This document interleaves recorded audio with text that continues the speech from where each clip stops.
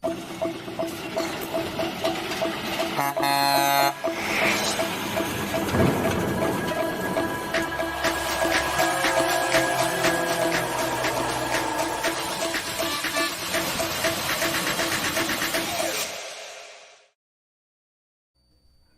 evening, everyone. I'm Rick Walker with Maverick News, and I'm here with my lovely and talented co-hosts. Hi, Brendan Kennedy. Carla Olson. And we're here tonight, and we have shocking information to share with you tonight that you are not likely to hear in very many other places, not on the mainstream media, and probably not even on the internet in very many locations from very many sources. And we are going to tell you why it is likely the Prime Minister tonight has revoked the Emergencies Act. One of the main reasons. The reason that we are about to share with you is shocking. It is absurd and comical all at the same time. And I think when you hear this story, you might want to puke. Yeah. But before we get to those details, we need to give a little bit of background information and bring you up to date on what has happened today, and to kind of tee things up in that way. We've also got a lot of other stuff on tap for you tonight because the country is still kind of off the rails. Brendan, you want to kind of pick it up from there and kind of tee some stuff up for the folks at home? Yeah, so I will bring it up right now. And we got...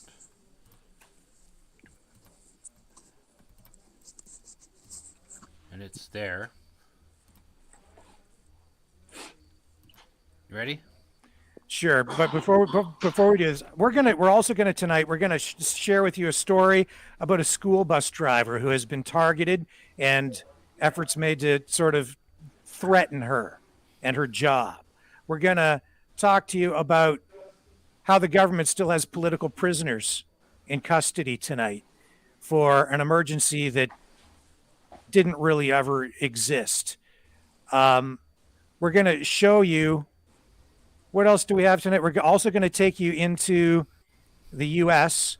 where, is it called the People's Convoy, Brendan, right? Yeah, the People's Convoy. They have left California today. They're eastbound and down to Washington, D.C., and they have their own message for President Joe Biden. So there's going to be lots to talk about with that. What's their mission statement? What is it that their goals are? What do they want to achieve? There's lots to unpack with that as well. But but this story about that we're going to share with you, it is going to make your head explode. So we're going to get to that, but first let's hear what the Prime Minister had to say when he decided to backtrack on this whole Emergencies Act thing. And we're also going to, we're just going to explain a lot of what's been going on behind the scenes. So go ahead, Brendan, and let's let this thing rip. Okay.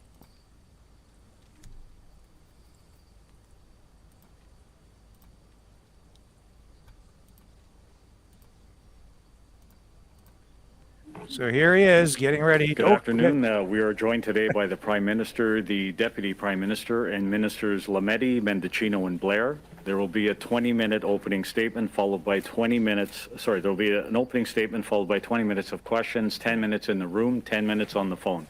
Prime Minister. Hello, everyone. Bonjour tout le monde. Je suis très content aujourd'hui d'être accompagné par la vice-première ministre Freeland et les ministres Lametti, Mendicino et Blair. On est ici aujourd'hui pour faire le point sur les occupations et les barrages illégaux et sur la loi sur les mesures d'urgence. On Monday of last week, after days of dangerous and unlawful activities in our capital city and at many border crossings across the country, the federal government invoked the Emergencies Act. It was the responsible and necessary thing to do. We did it with 3 principles top of mind. First, restoring peace and order. Second, doing it the right way.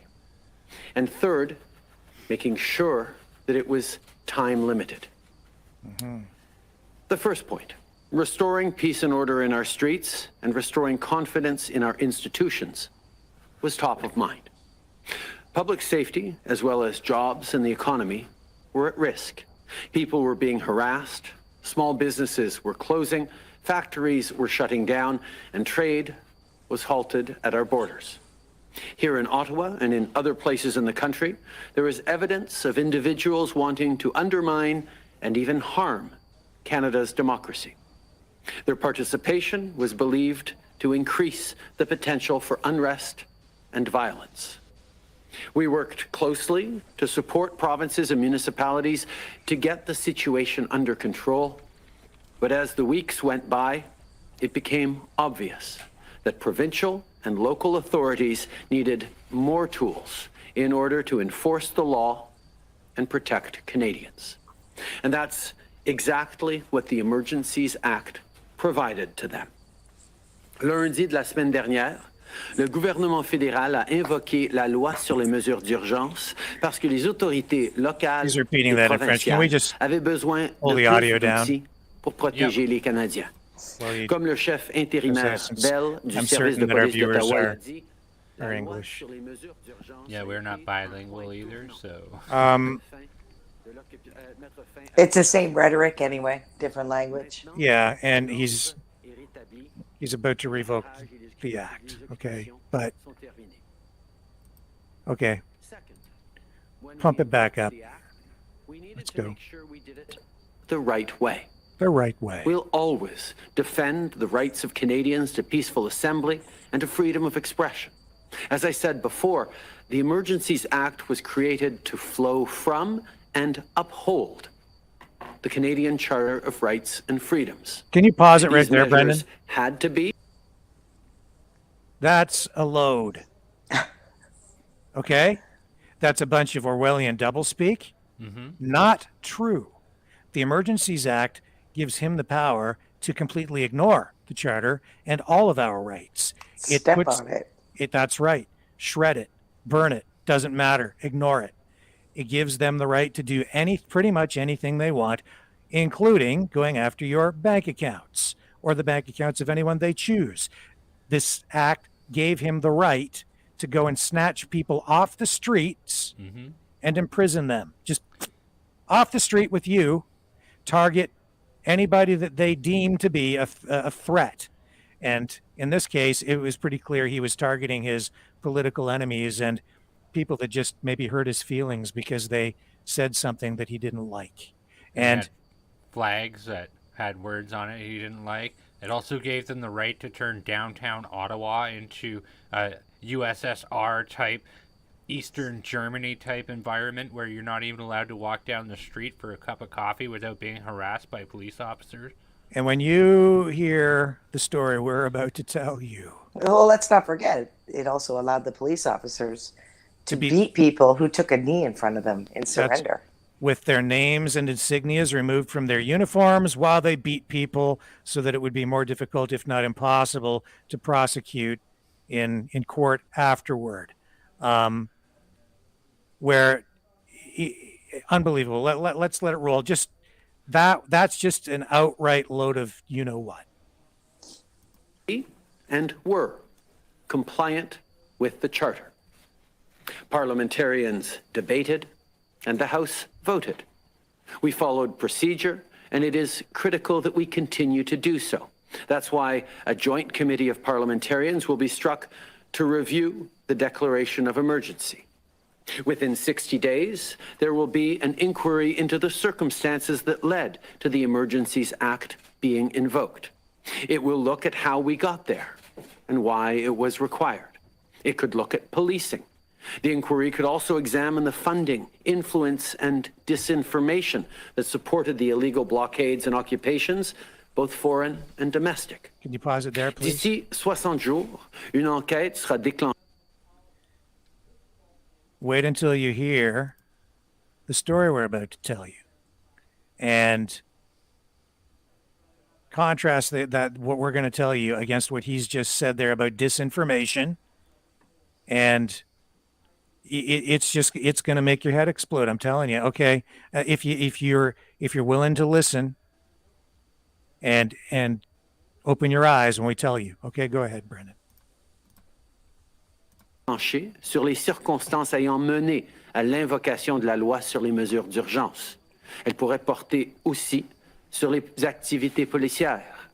De plus, l'enquête pourrait permettre d'examiner le fait. It would be in place for up to 30 days, but we said that we would lift it as soon as possible. We've held updates and briefs with ministers and officials every day, often multiple times a day.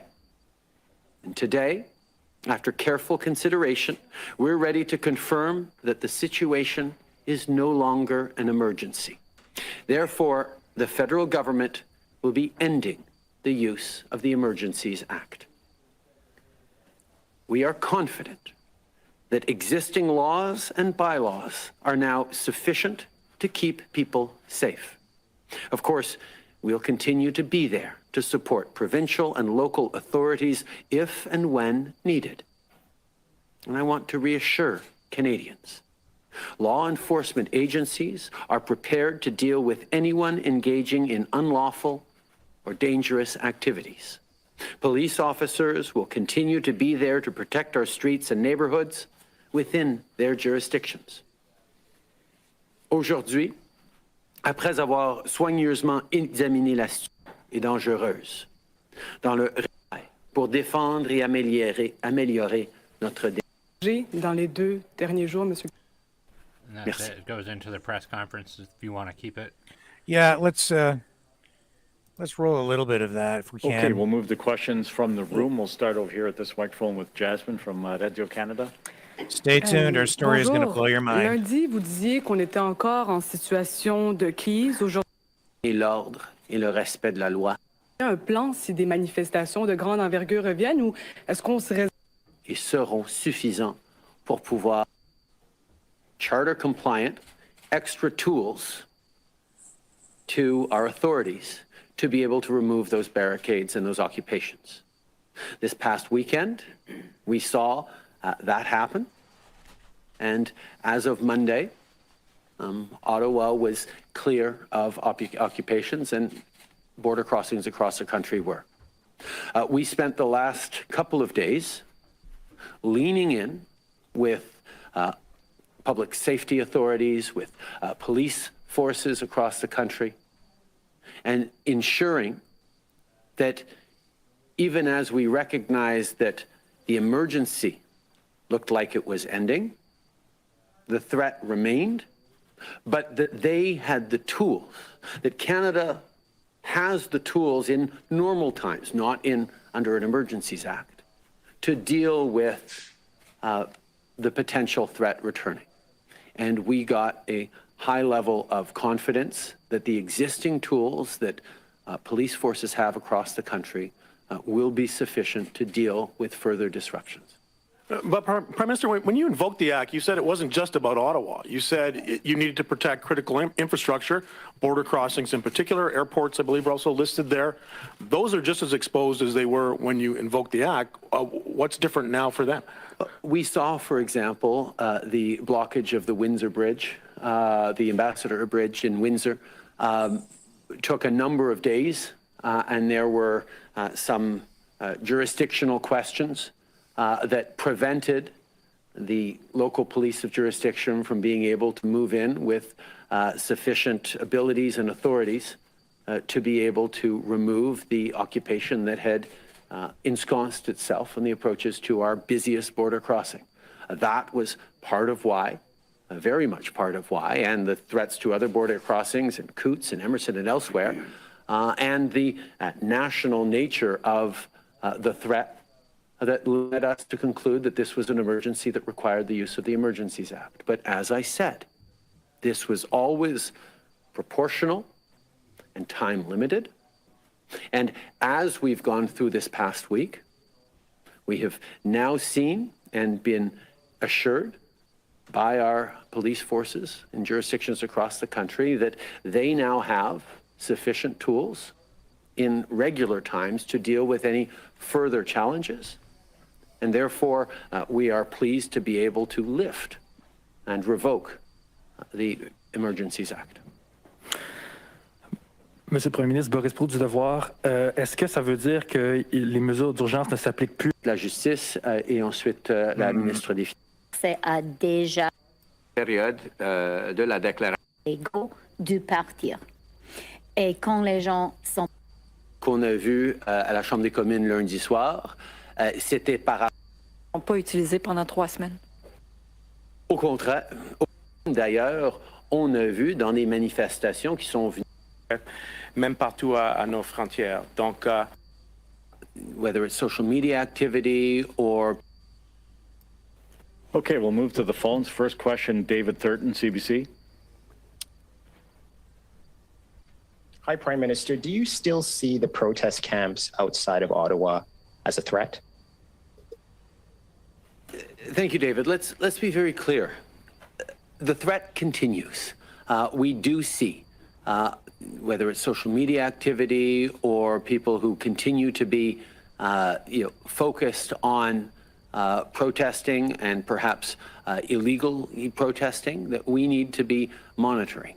But the acute emergency that gave rise to the invocation of the Emergencies Act 10 days ago, that there were occupations so solidly implanted that the police didn't have the kind of resources or tools available to dislodge them, that emergency is now over.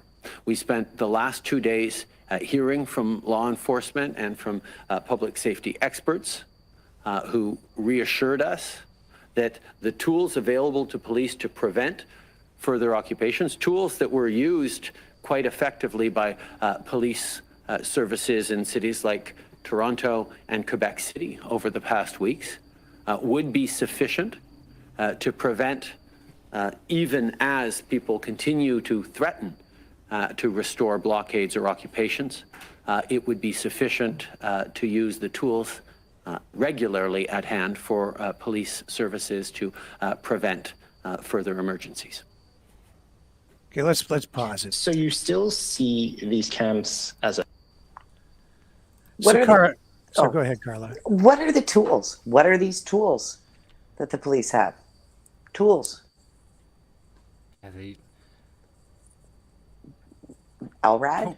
2022 has been like, if you were to take like buzzwords that politicians throw out there, like tools is one of those Huge. things that it's huge. Like, oh, we now have all the tools in our toolbox. We have tools. It's like some of those tools is definitely they're taking federal police and then they're putting them in Ontario and moving them around. No, the tool is that they get to ignore the charter. Right. The tool is they get to ignore the Constitution.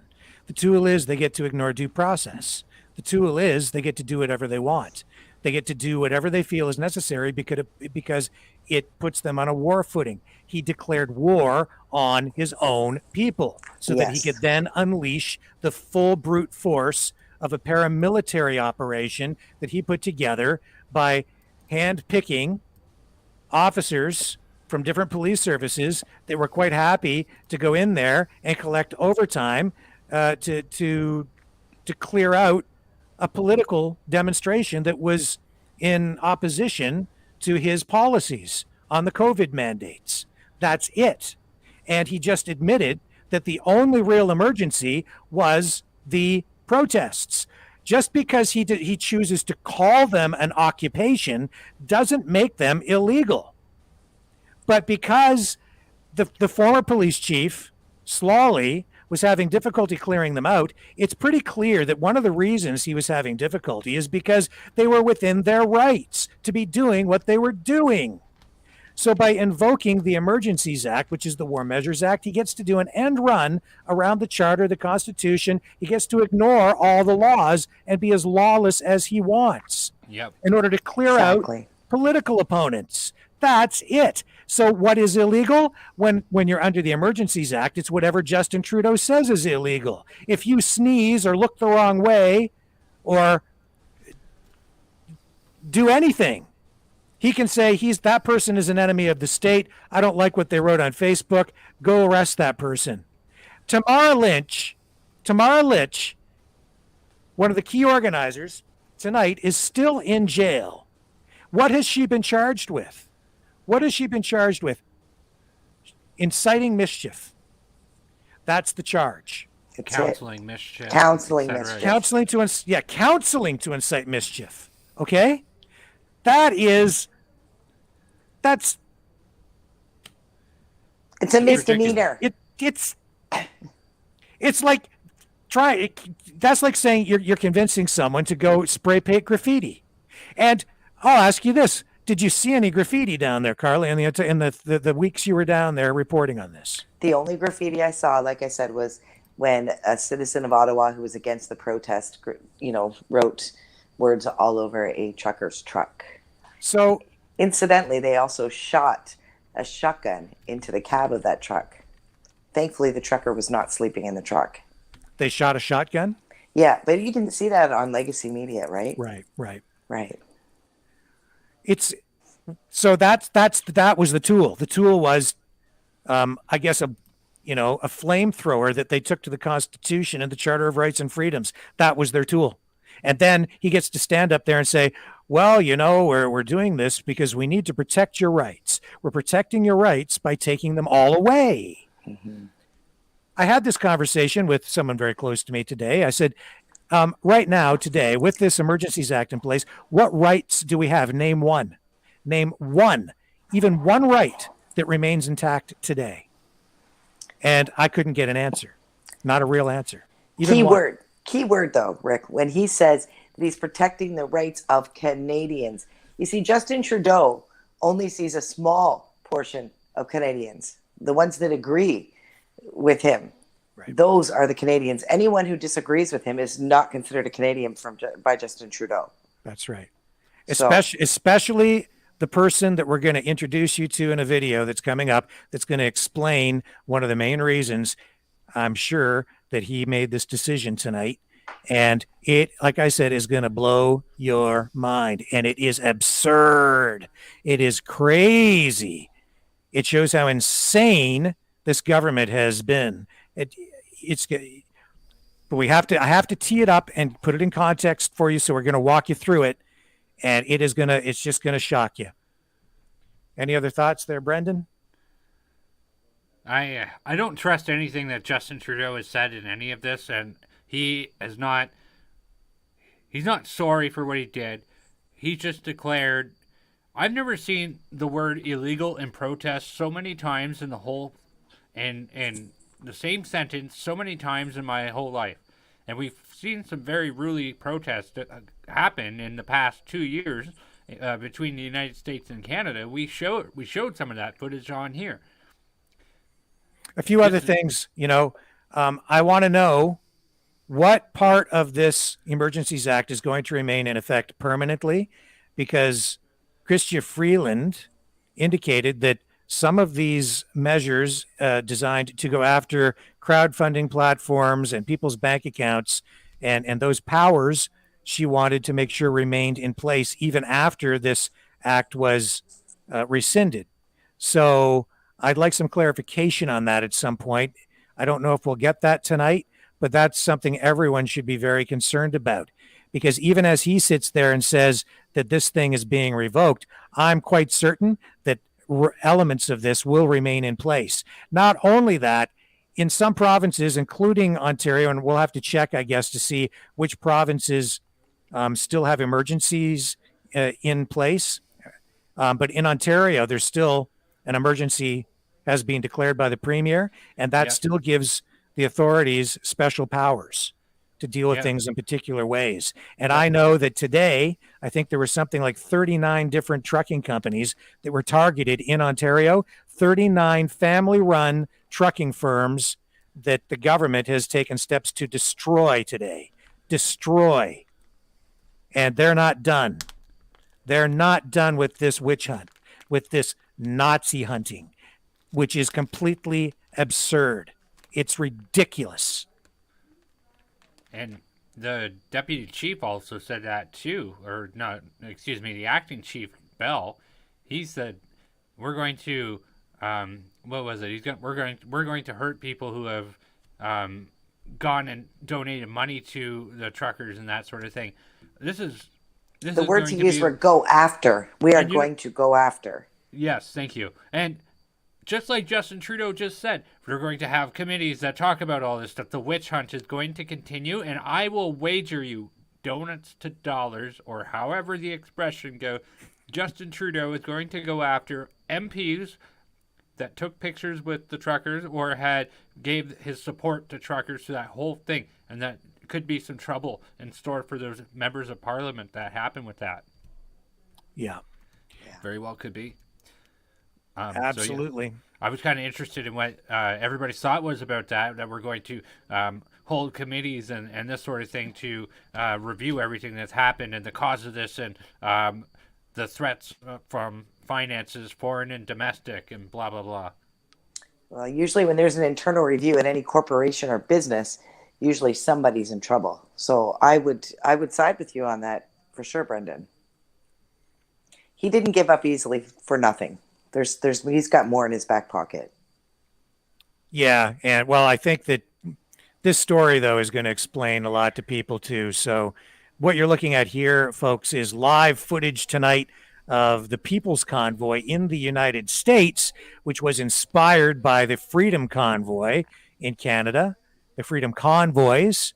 And these truckers tonight are on their way from California to Arizona, and then they will be going from there, making their way eventually to Washington, D.C., where thousands and thousands of trucks are on their way to also express their displeasure with COVID mandates on the U.S. side of the border.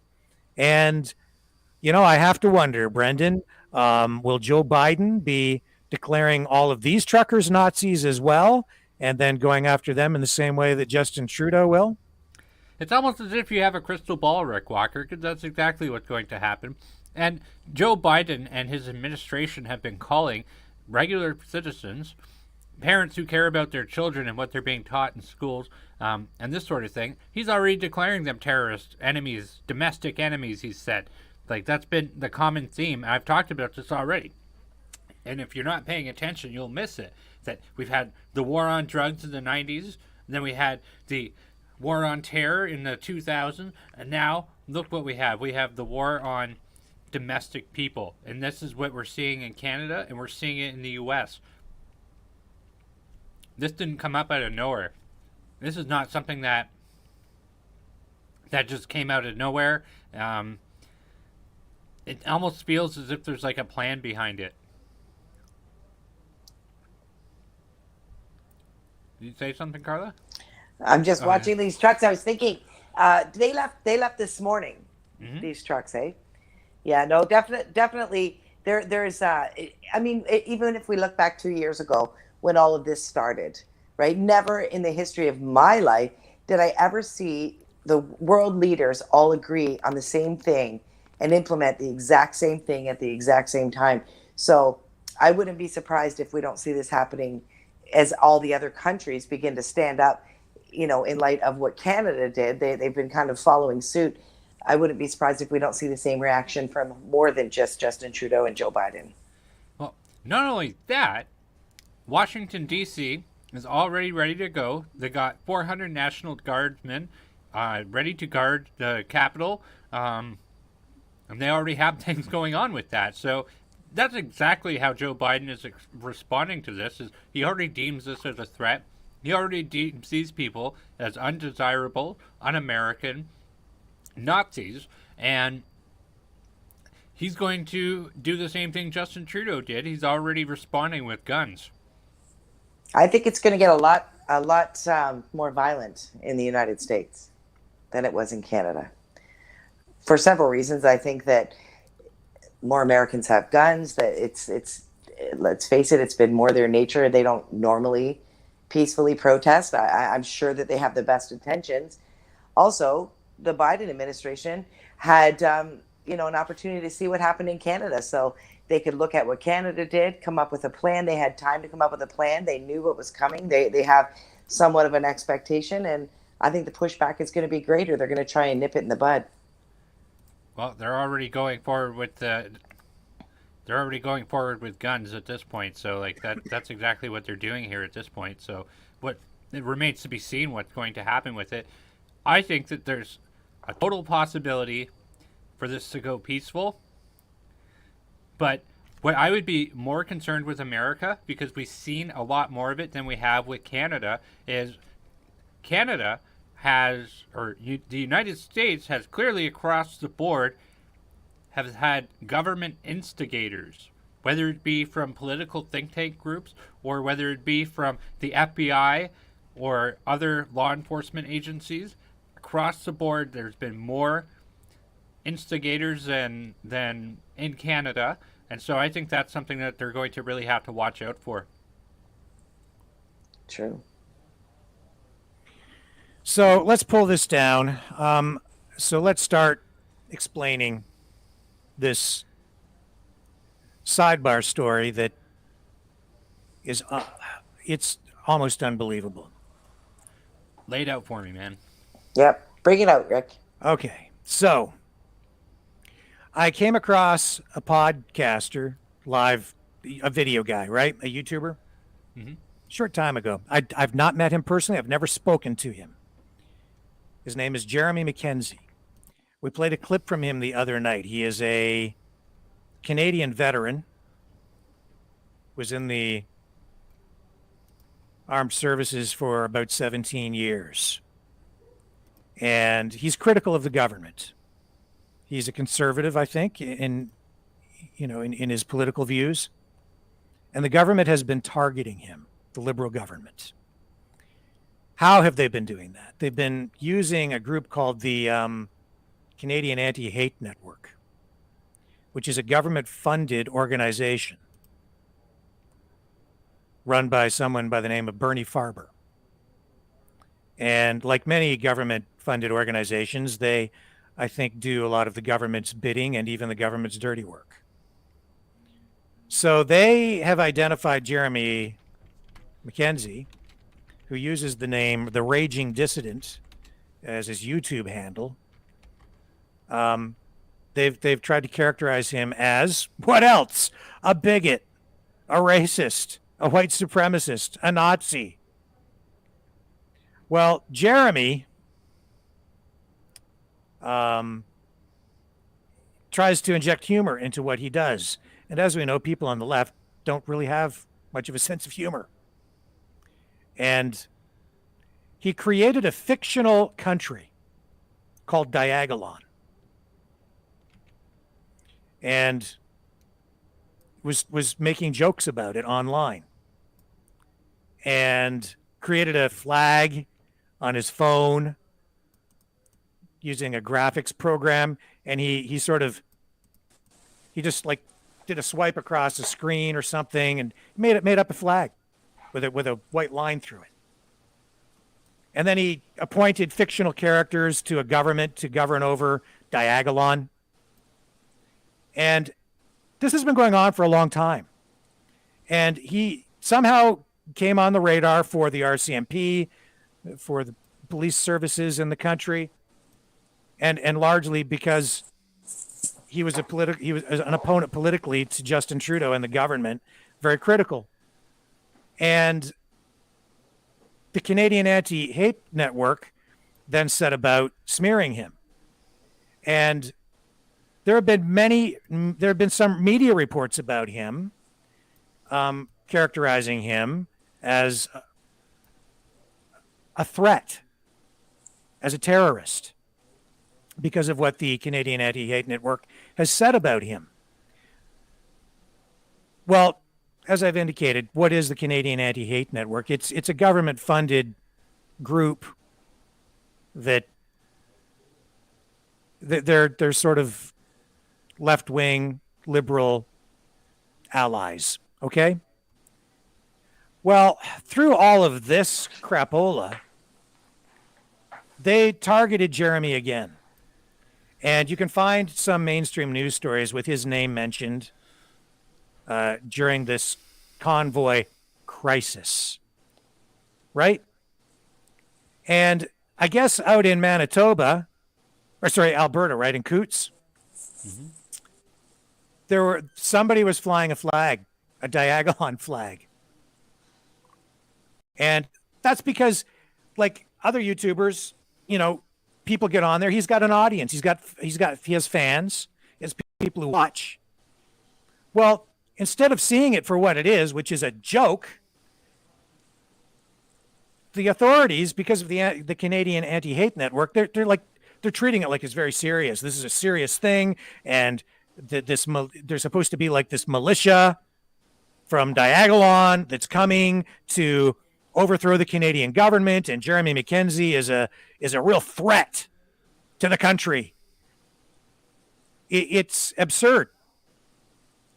This was as I understand it, one of the main justifications that they've used to impose, that Trudeau used to invoke the Emergencies Act or the War Measures Act to justify going to war against his own people. It was in part because he was going to war against a fictional country that never existed. And the guns that the RCMP supposedly found out in Western Canada at the Coots border, or near the Coots border, which they themselves said was not really a cache of weapons, or just like the weapons they showed, that group of people was not even really directly connected to the people who are protesting at the border, but they sort of indirectly attributed it to that. But then because somebody's flying a Diagolon flag out at the border, which is a joke, right? They're connecting all these dots incorrectly, I'm quite certain, and making something out of something that doesn't even really exist. It's all fictional. So we have tonight a couple of clips that Jeremy Mackenzie posted, and we've got them. And I want to play the first one, which he posted this. It became available to us about a half an hour. Well, it was just before Trudeau came in and revoked this, because Jeremy Mackenzie wrote a letter to all of the senators explaining all of this. And the Senate has been debating the Emergencies Act and deciding whether they should rubber stamp it or give it final approval. After Parliament approved it, the Senate still had to rubber stamp this or pass it, or they could reject it. And all eyes have been on the Senate for the last couple of days, and they've been debating it, and a vote was coming up. And it became clear today that some of these senators began to push back and ask some questions, and they couldn't get answers from the authorities. They couldn't get answers from the government because it was all top secret. So secret that even the senators couldn't be told why the Emergencies Act needed to remain in place.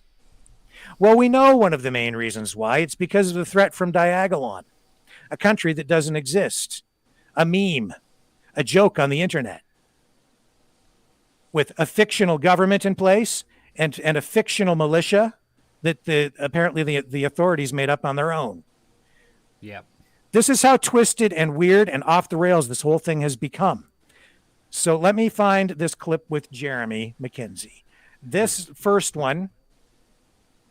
Well, you pull that up real quick. I just wanted to make mention that the Canada Anti-Hate Network, or Anti-Hate whatever, is paid for by the government of the federal government, and that they basically paid for it with all grants. Some of the members of the board of that organization have spread fake information in the past about Rebel News, accusing Rebel News of inflaming situations and reporting on things that cause people to commit violence and that sort of stuff. Mm-hmm. When they've had to retract those statements because they were outright lies. So it is basically a puppet for Justin Trudeau to push his alt-left narrative.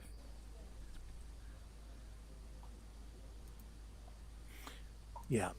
So here's Jeremy McKenzie. This is the video the first one he posted tonight, just before Justin Trudeau revoked the Emergencies Act. Hello.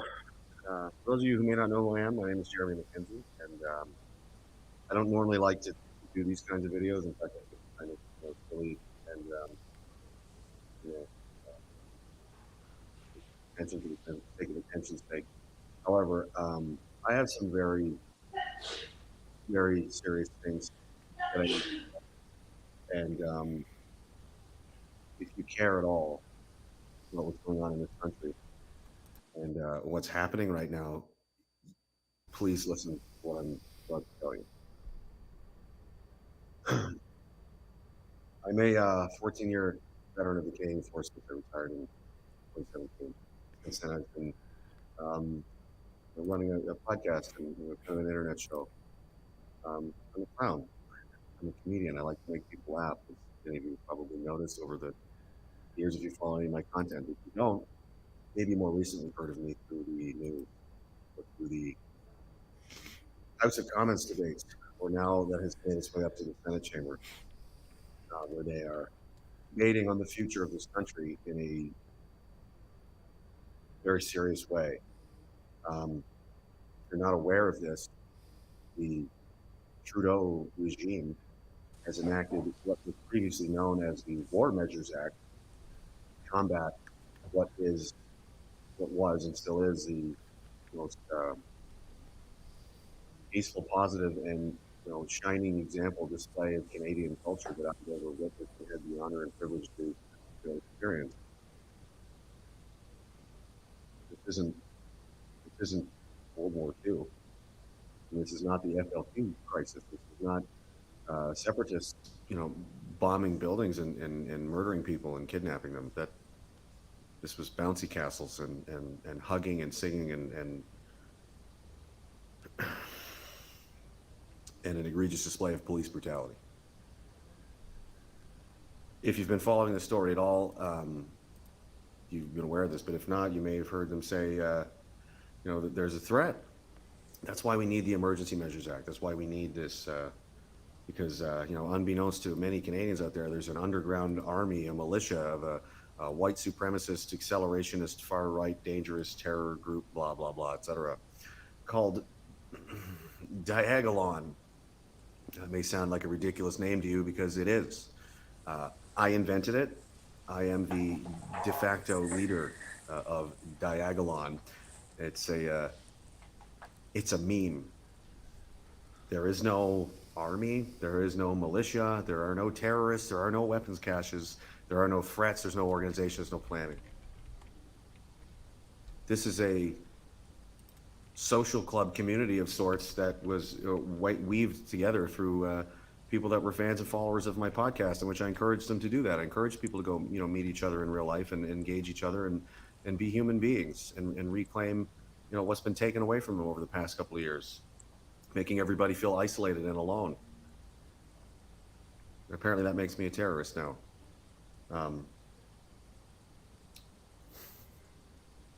I made this on my phone with my finger one day as a pretend flag for a pretend country that doesn't exist. Its vice president is a goat figurine named Philip, who time travels and has an extremely hard time with narcotics. He's got a big problem. There's also Billy Bob the Bigot Brick and his bastard Bigot Brick family, who hangs out in a basement next to Colbert the coal furnace. These are all high echelon esteemed positions in the government of Diagolon. I can't believe I even have to explain this. However, we do, because that's apparently how desperate this government is.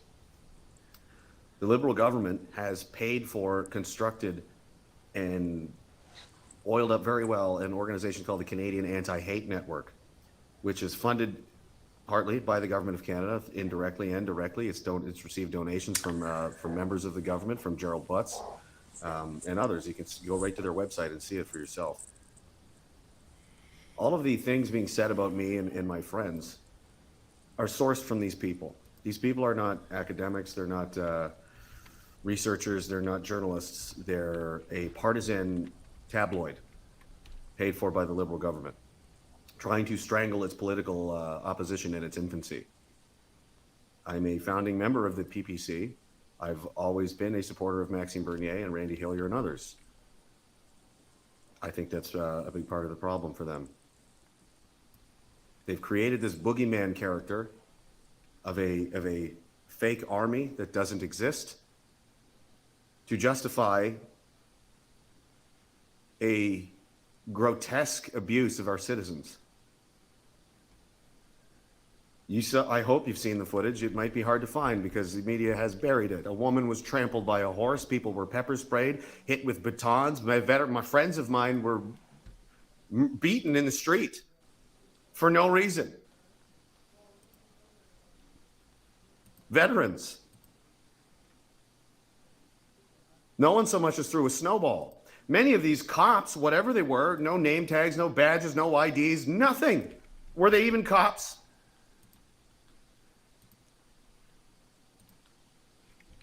And now they want a permanent emergency. You think it's going to be 2 weeks? It's just 2 weeks till we flatten the emergency, guys. You want to give these people this kind of power? It's insane. And their justification, and if you don't believe me, I've uploaded some of it now. You can go watch for yourself. Go watch the Senate hearings. They're talking about this like this is an actual threat to the country. The only country that this government feels confident enough to attack and is still, by my count, losing to, is one that doesn't even exist. And it is funny, it is hilarious, and it is a joke, but the consequences are very real. And these senators believe what they're being told by these poisonous, smear merchants. Now they're saying it's coming from a professor at this university, and it's a researcher at this organization. Their source material is always the same, and it always comes back to the Canadian Anti-Hate Network, which is made up of liars and schemers and snakes. Bernie Farber was already caught in a hate hoax. He tried to pretend that an anti-Semitic flyer posted in Florida was done by the truckers here in Ottawa.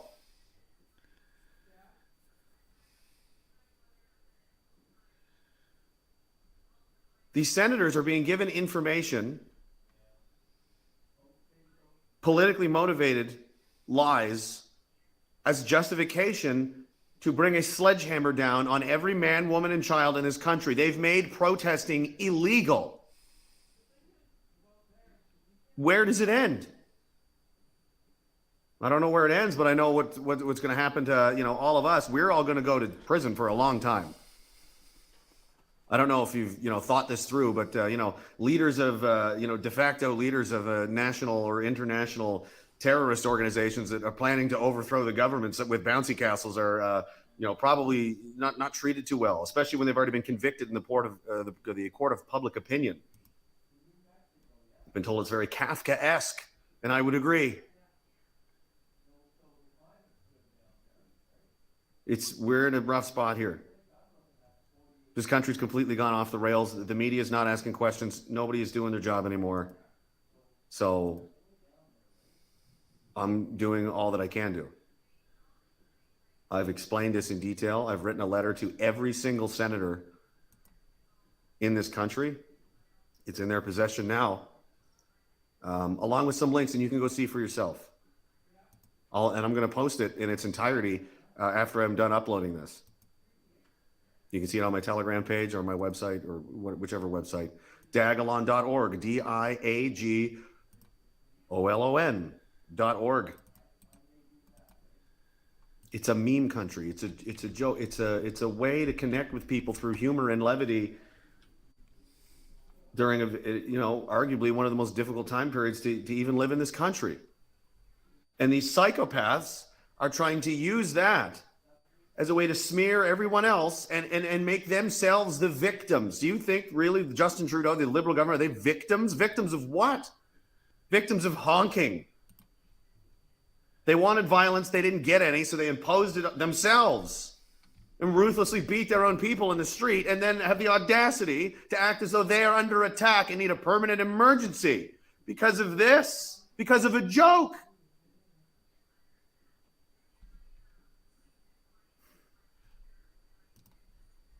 So if you can do anything, send this to everybody. Send a letter, send this video, send that website to everybody. Everybody you know, everybody you can find, every journalist, every politician, every MP, every MLA. In other countries, the president of Nigeria, the last Blockbuster that still exists. Go to the last 2 Kmarts, I think they're in New Jersey, and send it to them too. Because the media in this country is not listening. And they don't want to listen. And they're going to sit there and twiddle their thumbs as unlimited extreme power is granted to the worst people to ever run this country. And there's not going to be any stopping them. It'll never end. The emergency will never end. Because the emergency is political dissent. It's dissenting citizens. If they can do this to me, they can do it to you. And they will. And how long until maybe you don't agree with me, maybe you don't like anything I have to say. That's fine. I'm okay with that. You're allowed to, or at least you should be allowed to. But one of these days, you're not going to agree with something the government wants to do. And then guess what's going to happen?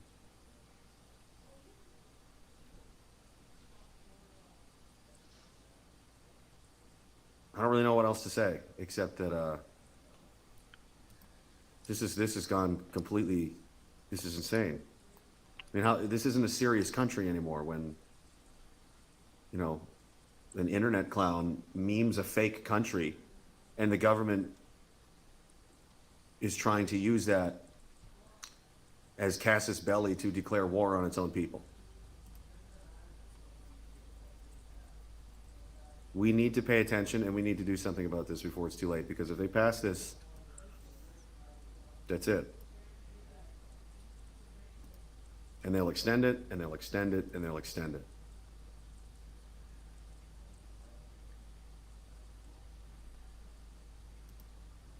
So please go to the website, diagolon.org, and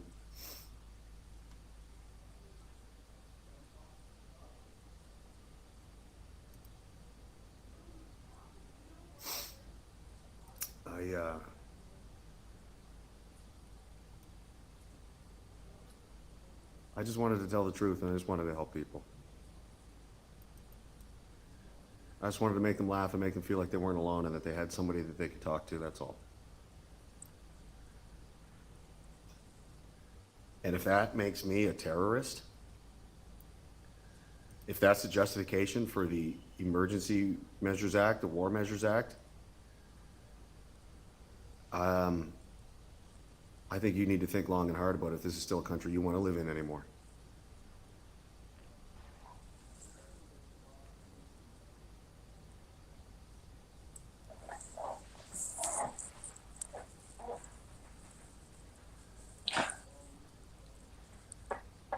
So that blows my mind.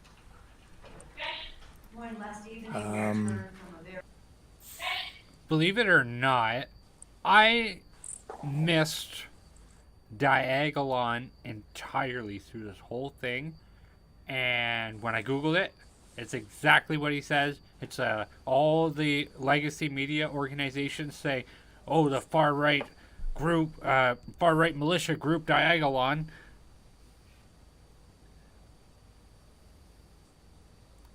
Like, this is nuts.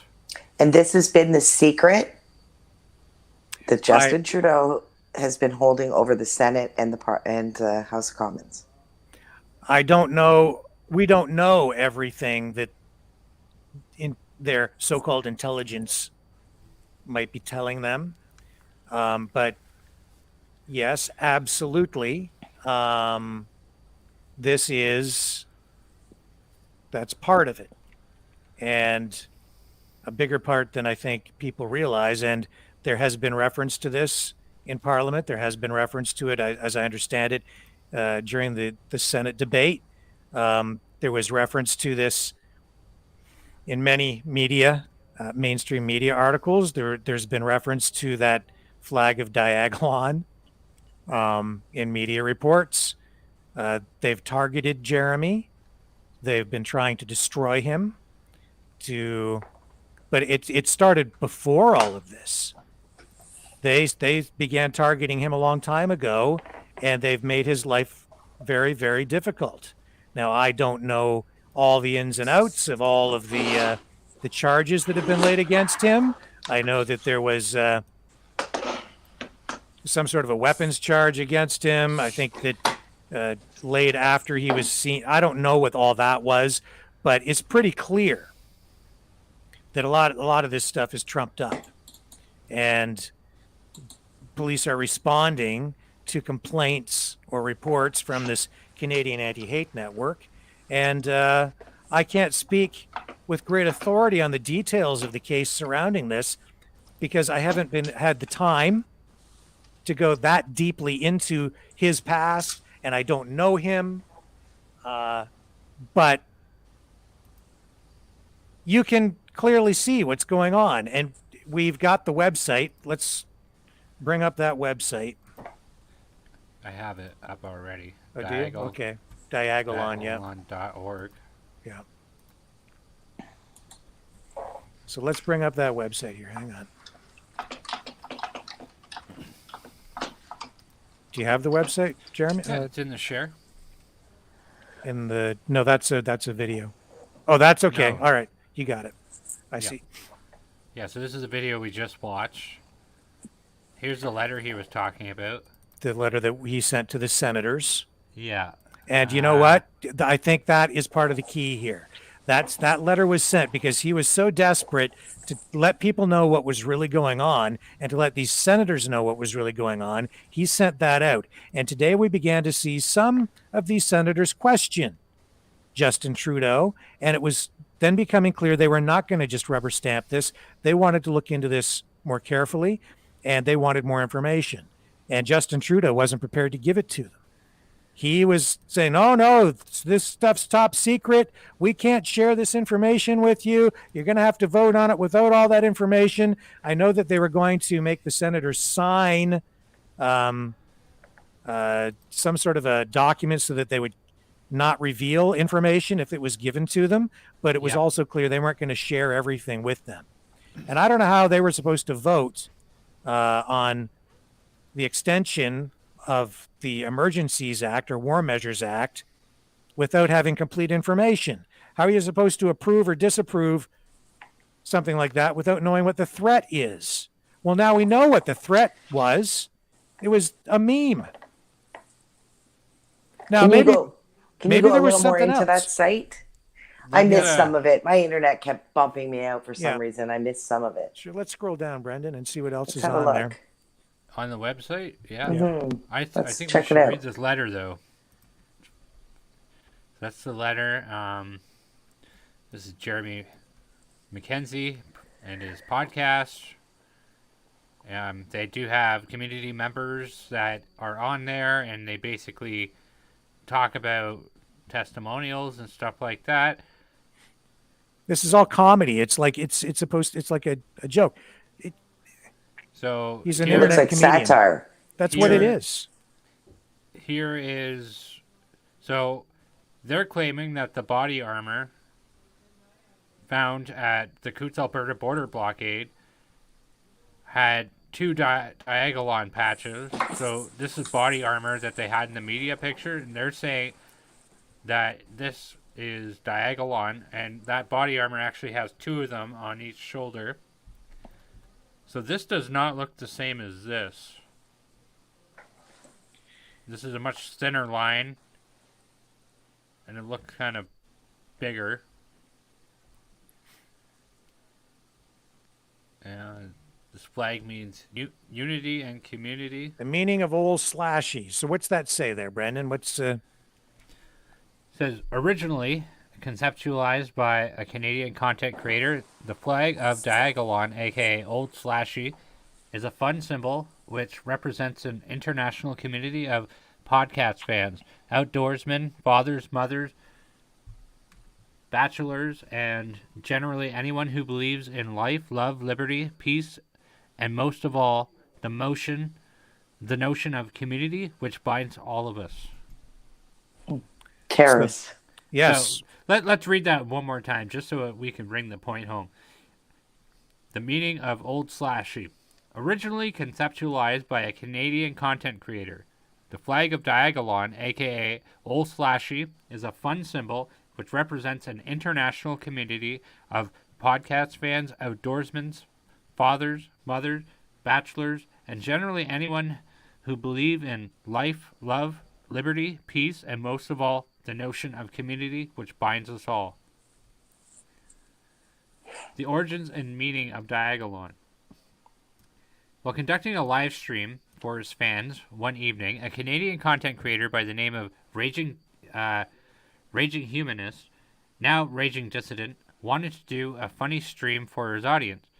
He consumed several legally purchased marijuana edibles and began sharing his stream of consciousness. Eventually, he deduced that there was a divide occurring between locations in North America.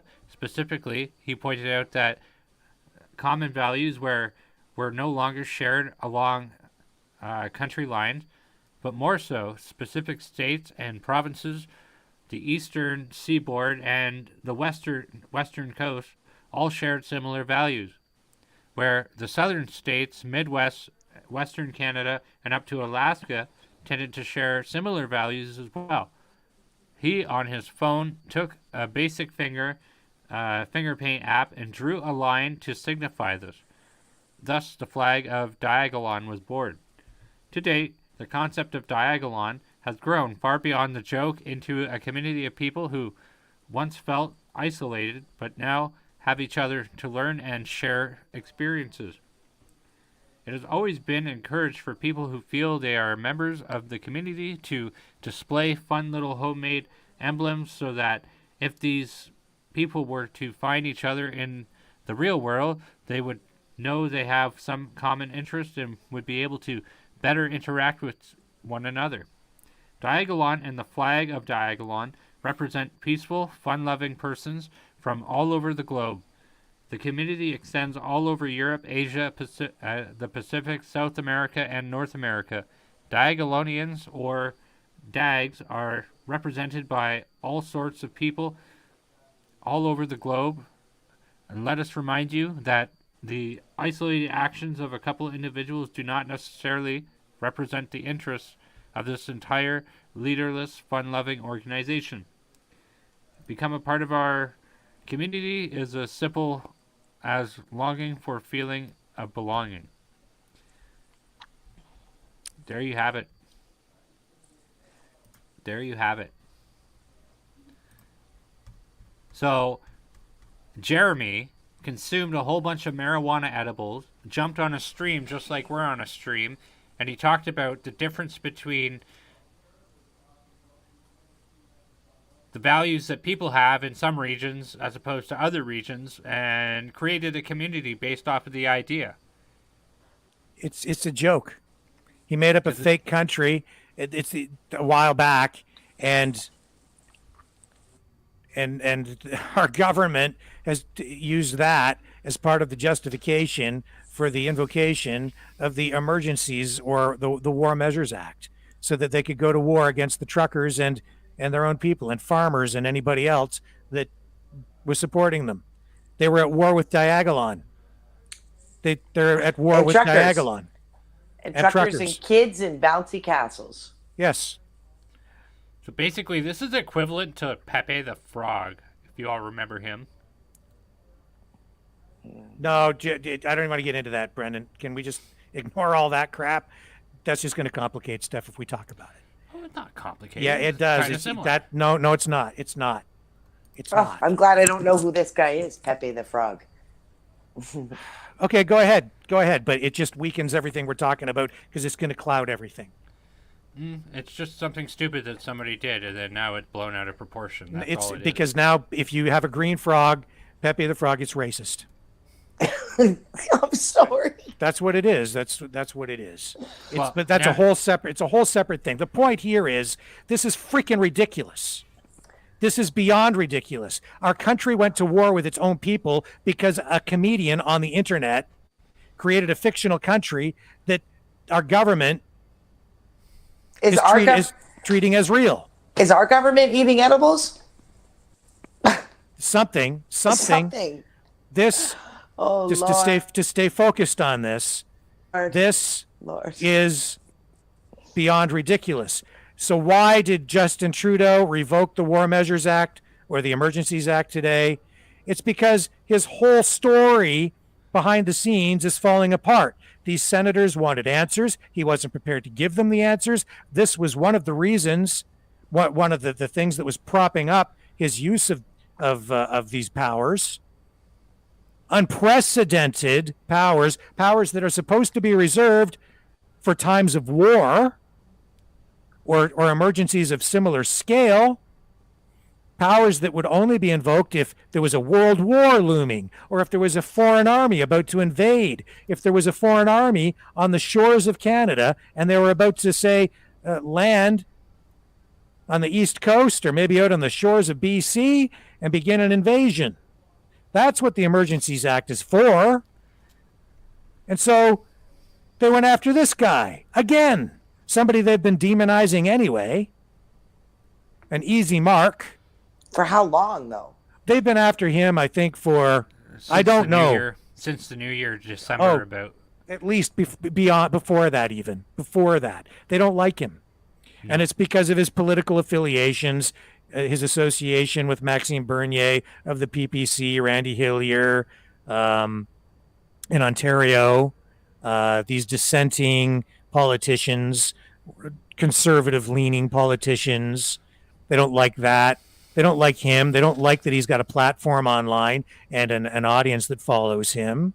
And he's made an enemy over at the Canadian Anti-Hate Network and Bernie Farber, who, honestly, has been on CBC just blatantly lying about what the convoy was like and the protest was like down there on Parliament Hill. He, again, that Farber guy, I've got a clip queued up.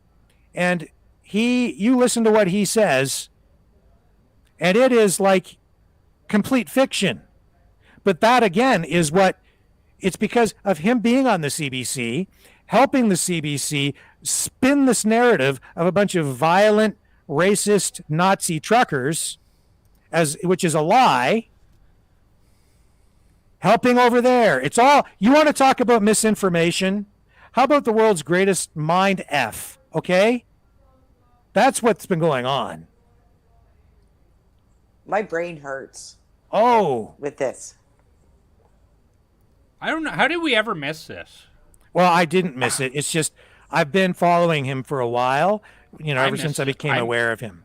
I missed this entirely. And Me too. I've got to go backwards and look at it more because I missed pieces of what he said too because of my internet. I found like articles after articles mentioning Diagolon, and I'm like, what? No wonder. Even if I did see it, I must have just ignored it because it's like Diagolon. What the hell is that? It sounds like something out of Harry Potter or something. Exactly. So here's Bernie Farber, okay? Canadian Anti-Hate Network. This is him talking about the convoy. Now, Carla, you were in Ottawa. I want you to listen to what he says. This is a CBC clip. We know where they stand politically. We know that they're paid off by the government. So, listen to this. We know that they weren't on the ground, by the way. Yep. So listen to this, and you tell me, does this even sound anything like what really happened out there? In Ottawa, as someone whose father was a Holocaust survivor. Oh, when yes. when you hear about swastikas being painted onto Parliament Hill, being used to deface property around the nation's capital, what goes through your mind? Well, it's absolutely frightening. I think you have to remember that it's not just me, but there are many of my friends and family and others in the Jewish community and in the community of color and other minority groups, but specifically those groups that have been targeted by Nazis and neo-Nazis in this country. You see swastikas and Confederate flags, but specifically swastika flags. Stop it there. Stop it. Hill, Stop walking it. Residential streets, as the councillor just noted. I mean, it Carla. Wow. I think I said it almost every single day that I was in Ottawa since the swastika flag was spoken of, right? That I was looking for it because they didn't say there was just one. They said there were multiple. The only picture they got was of one, and it speculated that it was one of Trudeau's photographers. You could tell that the flag was new in the pictures. It had creases in it. People had who were on the ground said that they saw this person pull this flag out and use it. And just the way that he's taking offense for the Jewish people, saying how offended. Can I stop for just a moment just to reinforce what you said? Mm-hmm. Also, that flag, that Nazi flag, where was it being flown? Near the Chateau Laurier? Yes. Where were the police were? That's where all the police were staying. And it was flown right. That was where it was seen, was there. So, and there were hardly any people there. The most people you saw in that area were police officers. And I don't believe that that entire hotel was taken up by police. Yes. I don't know of any protesters that stayed there. There were enough police that I think they took the whole hotel. Yeah. I don't know if those cops were in there at that time, but it certainly was the hotel that they ended up using. Right. But yeah, Chateau Laurier. And that wasn't anywhere near the actual protest down on Parliament Hill. Well, it was in a sense because there was the whole Wellington Square at Wellington and Metcalfe, and it was just a couple of blocks. So there were trucks in front of there. There were some protesters there, but it wasn't it wasn't the place where everybody was. Right. There is a third angle on the incident with that flag where somebody on TikTok, they gave a statement stating that somebody with an Eastern European accent kept saying, "This is what you're going to get if you vote Trudeau." Was he wrong? I don't know. Yeah. Sorry. And we don't know, right? Like, I don't know how true any of that is either. But yeah. Worth mentioning, I think, though. Trudeau is definitely. And we want to be fair and accurate. So, yeah, somebody said that. I did see that clip where it's like it was suggesting it was the reverse, right? They're displaying the Nazi flag to show what you're going to get if you keep Trudeau in office. I don't know. At the end of the day, let's assume that I don't believe that anyone at that protest, I was there every day. I don't believe that anyone at that protest flew a Nazi flag. There were no real sightings of the Nazi flag. The only people that happened to catch this Nazi flag were the media, the legacy media. And that was a question I asked people over and over again. And listen to what he said. He said Nazi flags, plural. Yeah, they use it as everywhere. plural. Right. Now, let me just roll it back a little bit. We'll pick it up again. And just listen to the way that he frames this, characterizes it, describes it, okay? And then you tell me again after if what he says is anything even close to what you saw. Potential streets, as the councillor just noted. It does fill you with apprehension. It fills you with fear. It fills you with concern. And as a child of Holocaust survivor, I understand it, but I actually think most Canadians get this. And it's not just a few malcontents or a couple flags. This so-called convoy actually seeded the ground, in my opinion, for the worst display of Nazi and racist propaganda that I have ever seen in this country. And I've been to lots of protests and many more such as these, going back to the late 1960s to this very day. And honestly, I have never, ever seen anything like this. You say... Carla? Well, it couldn't be further from the truth. He talked about, the attitude of Nazis. One thing I will tell you, if you could look back in my footage, there was a couple of guys with yarmulkes. So I would think that they were Jewish, dancing with the crowd. I don't know how they stood to be there. They should have been terrified among these Nazis. There was no Nazi discussion. There was no racial discussion. It was the most multicultural, God-loving love fest that I've ever seen in my life. People were hugging nonstop. They were forming friendships. They were feeding one another. Come on. He obviously was not on the ground.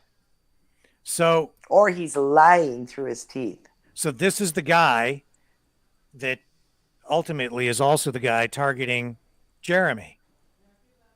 Okay? Jeremy McKenzie. There's something wrong with that man. Dementia? No, sorry. No, you know what? But he's lying. Yes, I would agree with that. 100% lying. And I would not want to be as paranoid. Assuming he's not lying, he's absolutely paranoid. How does he live? How does he get through the day? If It's he's like- afraid of Jeremy's flag in his made-up country, He's not afraid. He's not afraid of the flag. He's not afraid. He's I not afraid at all. understand. It's he's a all- liar. He's a liar. I'm sorry, I have no other words. And the I CBC call a is spade lying. a spade. He's a That's liar. right. We ran video for over 3 straight weeks, much of it yours, showing people what was really going on down there. And what he said, I'm going to call it out right now, and we just did. What he said is a lie. It's a fabrication. It's a don't believe your own eyes description, and fake story. It's And all. let's not forget that he's paid by Justin Trudeau to do these things, and he's paid by Justin Trudeau to spin the facts, whatever they may be, and to ensure he keeps getting paid by the Trudeau government. He's going to keep doing it. He's a liar. He has every incentive to do what he's doing, and he has no incentive to tell the truth whatsoever. Because they needed justification to go down there to crush their political opponents. They wanted these truckers out of there. They wanted these people crushed. They want to destroy them. They don't just want them out. They want to destroy them. That's what I've been saying. They were using that Emergencies Act in order to do an end run around the Constitution and the Charter to go target them and just put the regular rules of engagement for police against its own citizens aside, so they can just go pick off anybody they want and label them all a bunch of racists and fascists. And as Jeremy said in his video, him and his friends might be going to jail for a very long time, because they're also going to couple this, I think, if they can, and I'm sure they're looking for a way to couple that with new hate speech laws to convict them under those, so that they're doomed. And Jeremy's also right. If they can do that to him, they can do it to us. They can do it to everyone. They can do it to you folks at home. This is so dangerous. And even though the Prime Minister has revoked the Emergencies Act tonight, I just don't buy it. It's not, yeah, maybe he's revoked the Emergencies Act, but some of those elements are going to remain in place, and the emergency still remains in some provinces, and they're not done with this. And they've also shown that they can invoke this at the drop of a hat anytime they want. They don't. Our charter is a failed document. It has no teeth. They've shown that they can simply disregard it anyway. So we're still in a lot of deep trouble. That charter needs to be revised. Wow. Toot sweet. And we need a new government to do it. Like, I'm thinking, I just so much is going on in my head, you know? I mean, the whole thing has been about calling these beautiful protesters, Canadian loving people, terrorists, Nazis. You know, I mean, he's not even using the correct definition of the word. He is angry with these people because they don't like him. His feelings are hurt because there were flags that told him to go F himself. They were F Trudeau flags. He's offended by that, so he declares war on peaceful protesters. Because what he's a shameful baby. I'm sorry. He's immature. Oh, a child.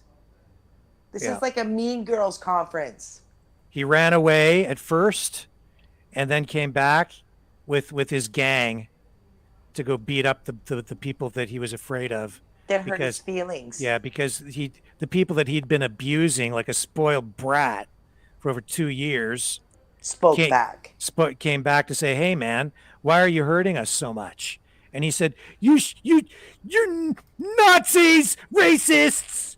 That's exactly what it is. It looks like a temper tantrum by the leader of this country. Yes, a very dangerous temper tantrum, because he managed to give himself the ultimate power to do anything that he wanted. And all those cops, every police chief, every senior cop fell into line and let themselves, not everyone. We saw some of them dissent, okay? That police chief from Waterloo who was hired to join the Ottawa force, he he came up, he had second thoughts and said, no, I'm not coming after all, because in the letter that he wrote to the municipality and to the police services board, he said, it's pretty clear to me you do not have the support of the people to do what you're about to do. So I'm not going to take the job. So some people are still thinking, and thank God for that. And we don't know all the information behind all of that, but a lot of these senior officers, including the interim chief, they said, okay, boss, we'll do whatever you want. And then they went down there and beat the crap out of people who were completely peaceful. No need for it. Never had to happen. It's disgusting. And some people need to be held accountable for what happened. And those senators, I think that today they became aware. They became aware and started to wake up a little bit. And I think when Jeremy sent that letter off, that might have been one of the key things that triggered all of this, because they really started to push back and ask questions. Well, they started to ask valid questions. That's right. And they demanded answers, which they should. They did their job, finally. Well, it sounds like the grown-ups came to the game then. Some of them, and just enough, and just in the nick of time. Mm-hmm. Thank God. I do have some clip from a senator who has a YouTube page, and would be glad to kind of post, and we could kind of see what the Senate has been saying about this whole debacle. But from what I've seen, most of the Senate has not been too impressed with how Trudeau has handled this whole thing. Sure. Just before we get to that, I just want to say, if you want to support our journalism, because you're getting stuff here tonight that you're not getting anywhere else, please consider donating to us at freedomreporters.com. That's freedomreporters.com. There's also a link in the YouTube description and on the Facebook pages. We need your help. This is an information war, and it is far from over. We are on the front lines of that information war here tonight. We have been, and we're going to continue to be on the front lines. We have important work to do because we need to try to bring you the truth. We need to expose the mainstream, lamestream legacy media for exactly what it is. And we just did that right now. And we have a lot more work to do. And we have other stories to share with you tonight as well, because other people are being targeted. Other people are suffering. And we are going to do what we can to try to defend the Charter, the Constitution, and the country in a peaceful, lawful, journalistic way. Practicing a new form of journalism, a new kind of journalism. We're doing it here, but we need your help. Carla spent the better part of a month up in Ottawa, and we're going to be doing a lot more work on the ground as well. And later on in this broadcast, we're going to tell you about a school bus driver who is also a former truck driver who has also been targeted. And we have other people who have been coming to us for help as well to try to get their stories out, stories that need to be told, stories that will help get this country back on track in a truthful and honest way, instead of all this strange Orwellian meandering that we've been doing for the past month and beyond, for the past 2 years. Help us. Go to freedomreporters.com. freedomreporters.com. Please also support Maverick News by liking our video here and subscribing to our channel. It would be greatly appreciated. Thank you to those who have already done that. Absolutely. Thank you so much. At this point, guys, as much as I love being with the two of you and everyone watching, I do have to sign out tonight. I do have another meeting I have to go to. It's been a pleasure. Thank you once again for enlightening me. I mean, I had no idea this place, what's it called again? Diagolon existed. You can be sure that I will research that, and I wish you guys the best. Thanks for having me again tonight. All right, we'll have more on Justin Trudeau's secret war against Diagolon, I'm sure, later on. So yeah, we'll talk more, Carla. We'll talk tomorrow. I'll see you guys tomorrow night. Thanks for having me. Bye-bye. Have a great night. Wow, what a story. You want me to bring that up? Yeah, it's just a senator. I mean, it could give us a good feel for what's going on. So this is Denise Batters. She's a senator, and she says Trudeau doesn't listen to Canadians. Honourable Senators, I rise to speak to this Emergencies Act motion. What a sad day it is, Honourable Senators, that it has come to this. that this Trudeau government has invoked and employed the Emergencies Act on Canadian citizens before it could even be voted on in Parliament. Tear gas and batons and lines of police to shove back protesters chanting for freedom. Truck windows smashed, bank accounts frozen, promises to hunt down even those who chose to leave the protest voluntarily. And even now, with the bridge blockades in Ottawa's protests cleared, the Prime Minister can't tell us when the Emergencies Act and its extensive government powers will be lifted, only that his government plans to make some of the features of those extensive powers permanent. The incredible division among Canadians in this moment is largely of Prime Minister Trudeau's own making. He and his government have divided Canadians among themselves, vaxxed and unvaxxed, and through his incendiary language, turned them on one another. From the time of the election onwards, Prime Minister Trudeau has used this public health emergency as a political wedge issue, without regard for the Canadians in the middle who have become collateral damage. He has called them extremists, racists, and says they are misogynists. Prime Minister Trudeau preaches tolerance, but says those who chose not to be vaccinated against COVID-19, quote, take up room, and questions, quote, do we tolerate these people? And when these Canadians, in many cases Canadians who have lost much or have lost everything as a result of COVID-19 mandates, land on Parliament's doorstep to have their voices heard, what does the Prime Minister do? Instead of hearing them out or empathizing with the frustration they are feeling, he doubles down and calls them a, quote, fringe minority with unacceptable views. And so each side dug in, and we wound up with a 3-week protest in front of Parliament and the unnecessary overreach of the Emergencies Act by this government. Let us not forget that it was Prime Minister Trudeau who counseled Indian Prime Minister Modi to engage in dialogue when 50,000 farmers blockaded the roads to New Delhi in 2020, a protest that went on for a year. Prime Minister Trudeau boasted, quote, Canada will always be there to defend the right of peaceful protest, quote. Yet he has refused from the get-go to engage in dialogue with the blue-collar working people who were demonstrating right here on Wellington Street. Honourable Senators, throughout this pandemic, we have been fortunate to still collect our paychecks, to maintain access to our health plans and other benefits, to be able to work remotely from the comfort of our homes when necessary. Many of the people living in this public service city and downtown have also been fortunate. But there are other Canadians who have had a very different experience during this pandemic. Many have lost their jobs, their businesses, and their livelihoods, some as the result of circumstance, others due to vaccine mandates. The financial loss, the social isolation, the vilification promoted by the government, it's all resulted in a growing frustration that has culminated in the trucker convoy and blockades we've seen across the country. In Saskatchewan and Alberta, where many of these truckers came from, people were already suffering economic devastation prior to this pandemic because of the anti-energy policies of the Trudeau government. The ever-ballooning carbon tax is a further burden. Meanwhile, the oil and gas industry has been vilified in this country. Only last week in BC, we saw protesters violently attack the Coastal GasLink pipeline work camp with axes and terrorize workers, and certainly with no discussion of invoking the Emergencies Act in response from the government. And while the movement started from a place of resistance to vaccine mandates, it quickly expanded to become about freedom more generally. And the more the government and the Prime Minister in Ottawa spoke divisively against the protesters, demonizing them and refusing to listen, the wider and more expansive the movement became. Before I go too much further, let me be clear. I empathize with the residents of downtown Ottawa who have been most acutely affected by the protest here.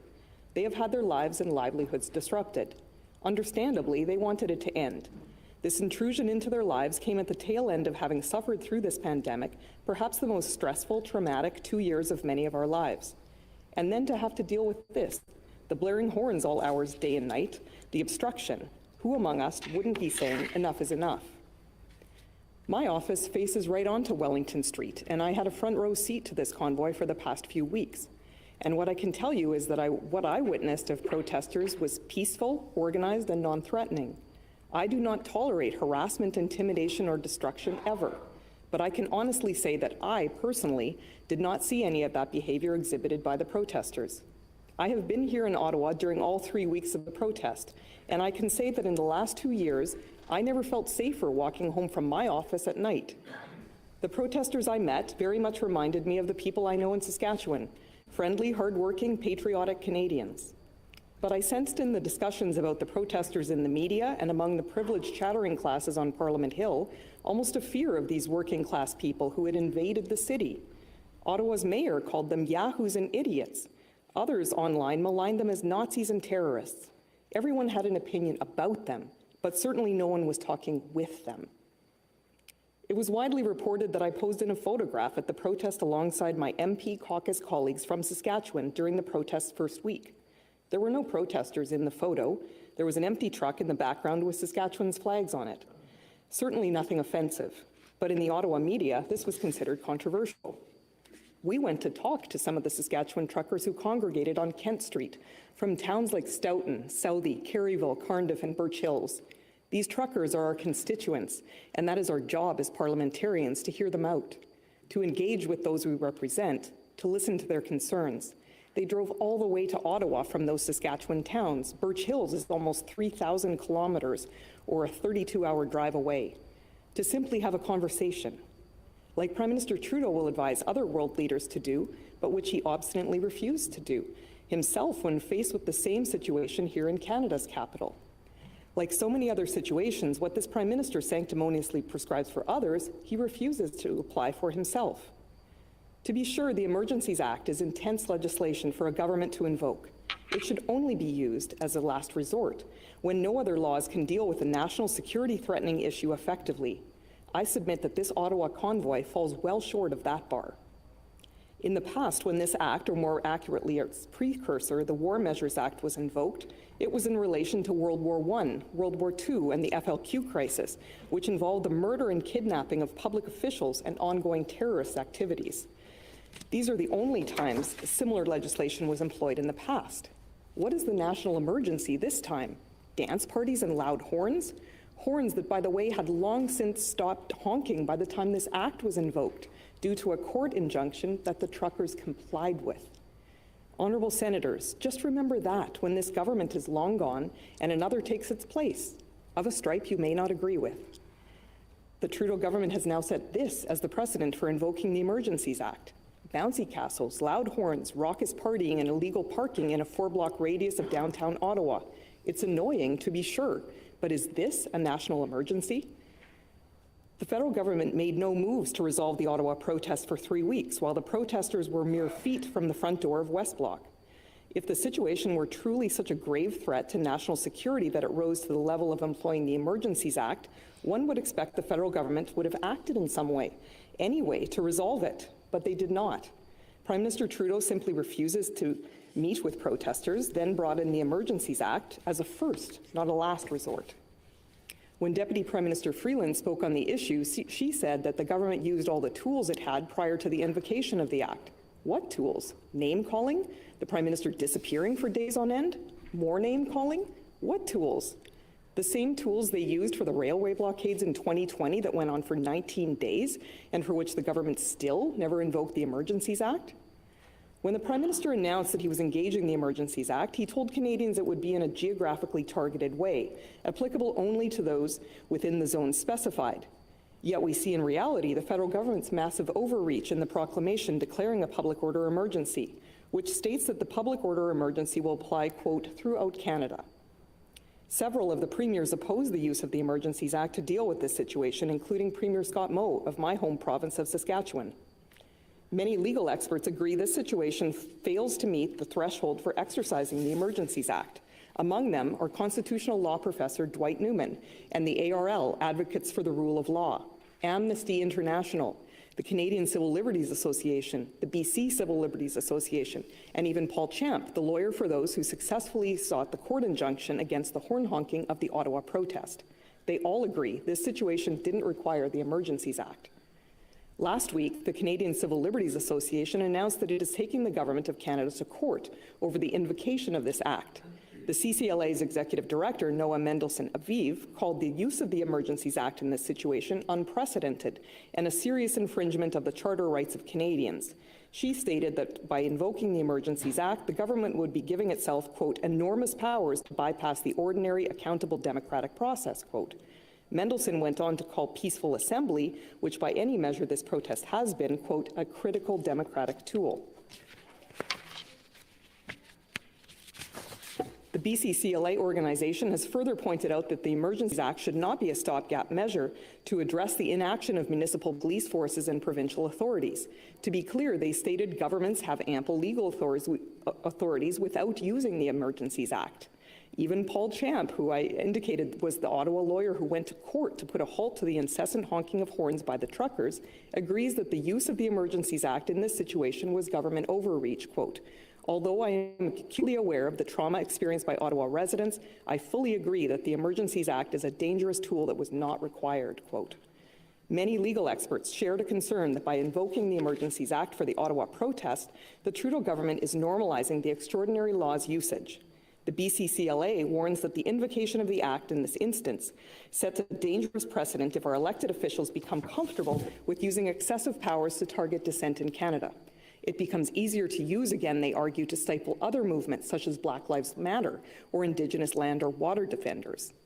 The advocates for the rule of law, or ARL, agree that this situation sets a dangerous precedent, quote, "Normalizing declaration of emergencies, especially before other less intrusive but still significant measures have been attempted, threatens to render hollow the rights and freedoms guaranteed to all Canadians. It risks a gradual erosion of Parliament's role in favor of executive power, and it amounts to a damning admission of a failure of state capacity," quote. But there is some evidence that normalizing emergencies may be the Trudeau government's intention. Deputy Prime Minister Freeland has recently spoke of making some tools in the Act permanent. We should all be worried about that, honourable senators. For all its raucousness and disruption of traffic in downtown Ottawa, can anyone seriously believe this protest was a threat to Canada's national security? Some will say it spawned blockades at the Ambassador Bridge, disrupting one of our main trade routes with the United States. But that blockade, and similarly the one in Alberta, were dispersed peacefully and non-violently, and most importantly, without recourse to the Emergencies Act. Meanwhile, both houses of Parliament were able to meet for weeks, mere steps away from the protesters. Prime Minister Trudeau and his senior cabinet ministers attended several question periods and House of Commons sittings in the West Block in person. If there were a true public order emergency, surely none of that would have been allowed to have occurred. Honourable senators, consider all of the moments of crisis in Canada since 1988, and yet the Emergencies Act was not invoked for any of those occasions. Not for the standoff at Oka, not for 9/11 in which 25 Canadians were killed, not even during the October 2014 Parliament Hill shooting, and I remember that well because I was locked in a caucus room for 10 hours with my colleagues throughout. None of those situations required the use of the Emergencies Act. I fear that with this invocation, we are embarking on a slippery slope away from what Canada is famous for, its unwavering adherence to the principles of freedom and justice. These principles are why immigrants from around the world long to come to Canada. That is the reason so many of our ancestors came here, to escape tyranny.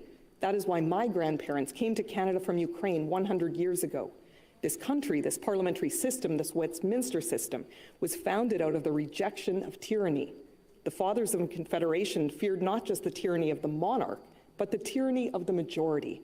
And we in the Senate are a key part of that system, to stand up for the minority, to be their voice. It has not been lost on me, nor should it be on any of you, that this building, now the Senate of Canada building, where I deliver this speech today, is the very building where our Charter of Rights and Freedoms was negotiated. Think of that history, honourable senators, when you consider whether to allow this federal government to trample all over that charter. People on both sides of the political spectrum have expressed the view that the Trudeau government's invocation of the Emergencies Act in this situation is considerable government overreach. And at this time, I am reminded of the words of William F. Buckley Jr., quote, "The best defense against usurpatory government is an assertive citizenry," quote. We need to assert ourselves, honourable senators, and reject this unprecedented authoritarian overreach by this federal government. Please join me in voting no to this Emergencies Act motion. Thank you. Okay, let's jump out of this maybe. Your mic is muted, Brendan. It says, wow, what a breath of fresh air. I had only watched like the first 2 minutes of that before I was like, yeah, this needs to come on. But look at the difference in the language she used compared to parliamentarians use. Yeah. How many times did she say illegal? Right. Eh? Yeah, she didn't. She didn't at all. She said, yep. Were you inconvenienced? Yeah. I'd say that is a more accurate depiction. Yes. Very much so. So for those of you who are just joining us, we revealed a story tonight, a story of Jeremy Mackenzie, a Canadian veteran who served his country for 14 years.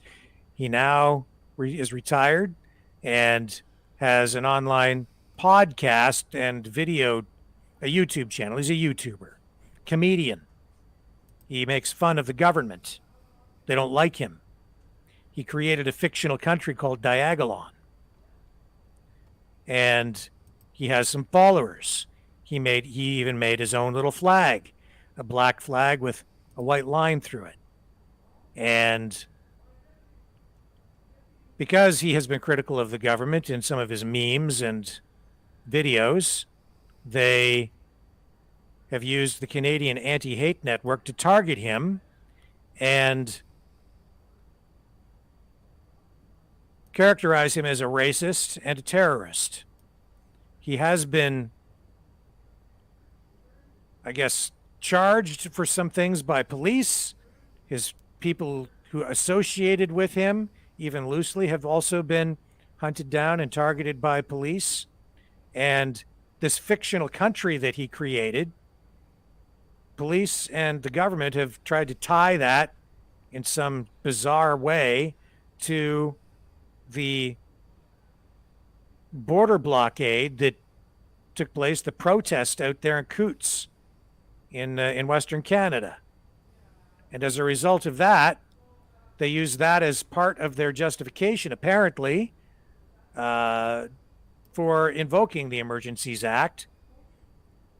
But tonight, Jeremy Mackenzie, the person who was targeted through all of this, and I would say even persecuted, sent a letter to all the senators, all of Canada's senators, as they were debating whether or not to extend the use of that piece of legislation, that Emergencies Act, also the War Measures Act, which gave Justin Trudeau unprecedented powers and the ability to go to war with his own people, go to war with the truckers, and gave him the powers to bestow upon his own paramilitary force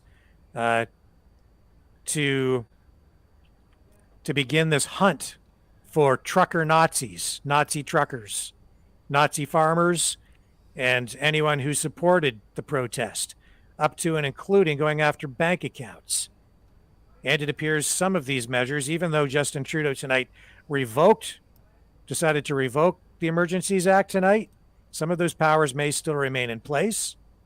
And it's, I guess, pretty clear that this whole thing is not over yet. Not for Jeremy Mackenzie, not for Tamara Litch, who is still in jail as a political prisoner, essentially, charged with only counseling to commit mischief, not treason, not anything associated with an insurrection. Counseling to incite mischief, which is equivalent to telling someone that they should go spray paint graffiti on something. That's what that kind of charge is about. Now, I mean, you can take this any way you want, but that's really where this has gone. The whole story with Jeremy Mackenzie, which we laid out for you, is not only bizarre, it's absurd. It's so weird and twisted, it's actually comical. Now, we don't know all of the other intelligence that the government had at its disposal when deciding to invoke the Emergencies Act, but we know that the senators were being asked to vote on whether to extend it without being given all of the information, because Justin Trudeau said that it was secret. It was all top secret, so the senators couldn't have it. And what a big waste of time. Now we have Parliament is revoked now till Monday. They're not coming back till Monday. So Parliament's all held up with all this. They wasted all this time on emergency debates, on things that didn't even need to get that far to begin with. Ontario just 2 hours ago pulled back on on their Emergency Act. So Ontario is now out of it too. But it's like you said, Rick, this game is far from over. There's going to be lots more to come. The witch hunt is still on. That's right, because there will be lawsuits. There are lawsuits now pending against police, the authorities, because they went down there and beat protesters, fired tear gas canisters at them. We've seen complete fabrication on the side of the legacy media, and even on on behalf of these police services, where they tried to gloss over aspects of this, like the police horses trampling people, including a woman, an elderly woman who used a walker to get around. It's been disgusting. Now, that first video we ran with Jeremy McKenzie, the Canadian veteran who has been targeted and characterized as a terrorist, he posted that just before Justin Trudeau decided to revoke the Emergencies Act. And Jeremy, as we said, sent a letter to all of Canada's senators today, apparently, and posted that letter on his website at diagolon.org. And because he did that, I think some of those senators began to ask even more pointed questions than they were asking before. And it became clear today that those senators might not just rubber stamp this legislation for the Prime Minister and extend these dictatorial powers that he granted himself for another 30 days. So after that, he did post another video, and we have access to that here now, and I'm going to run that for you. And let's just let Jeremy speak for himself. We've let police chiefs, we've let politicians, we let Justin Trudeau speak. We're also letting Jeremy speak tonight to get out his side of the story as well. Well, that was fast.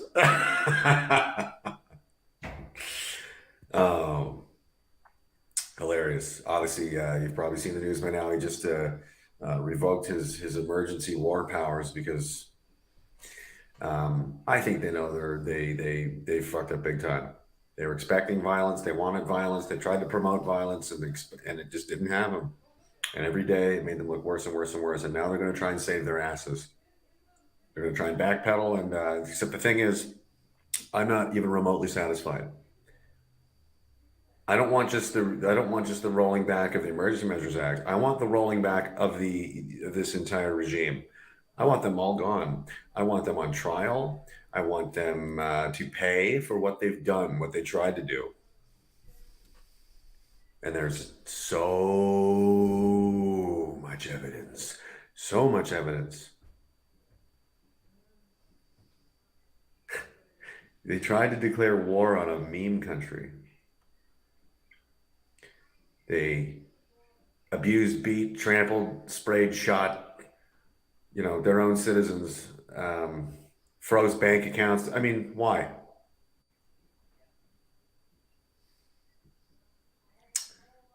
This is just getting started. If you think we're stopping now, oh shit, what is that? What is that? I know that smell. I know that smell very, very well. It smells like it's an irony kind of taste to it. It's kind of metallic almost. It's that's what blood smells like.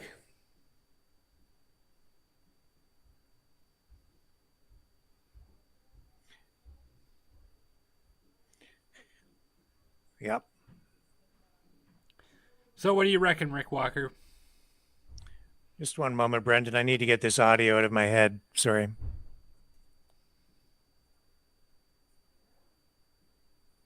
Sorry, what was your question, Brendan? So what do you reckon?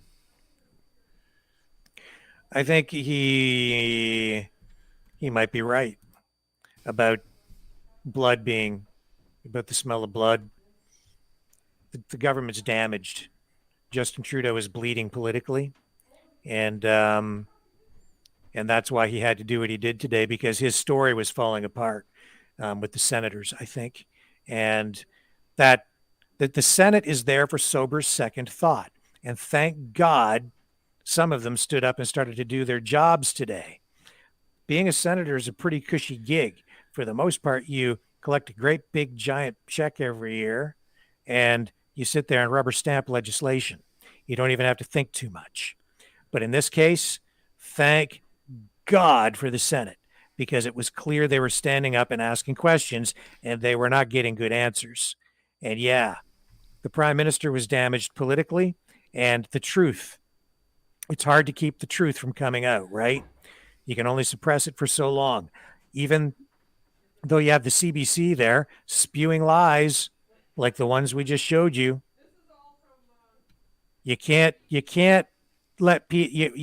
hide things from the people too long. You can only keep showing people images that contradict what you're saying so long and have them believe what you're telling them when it's clearly not true.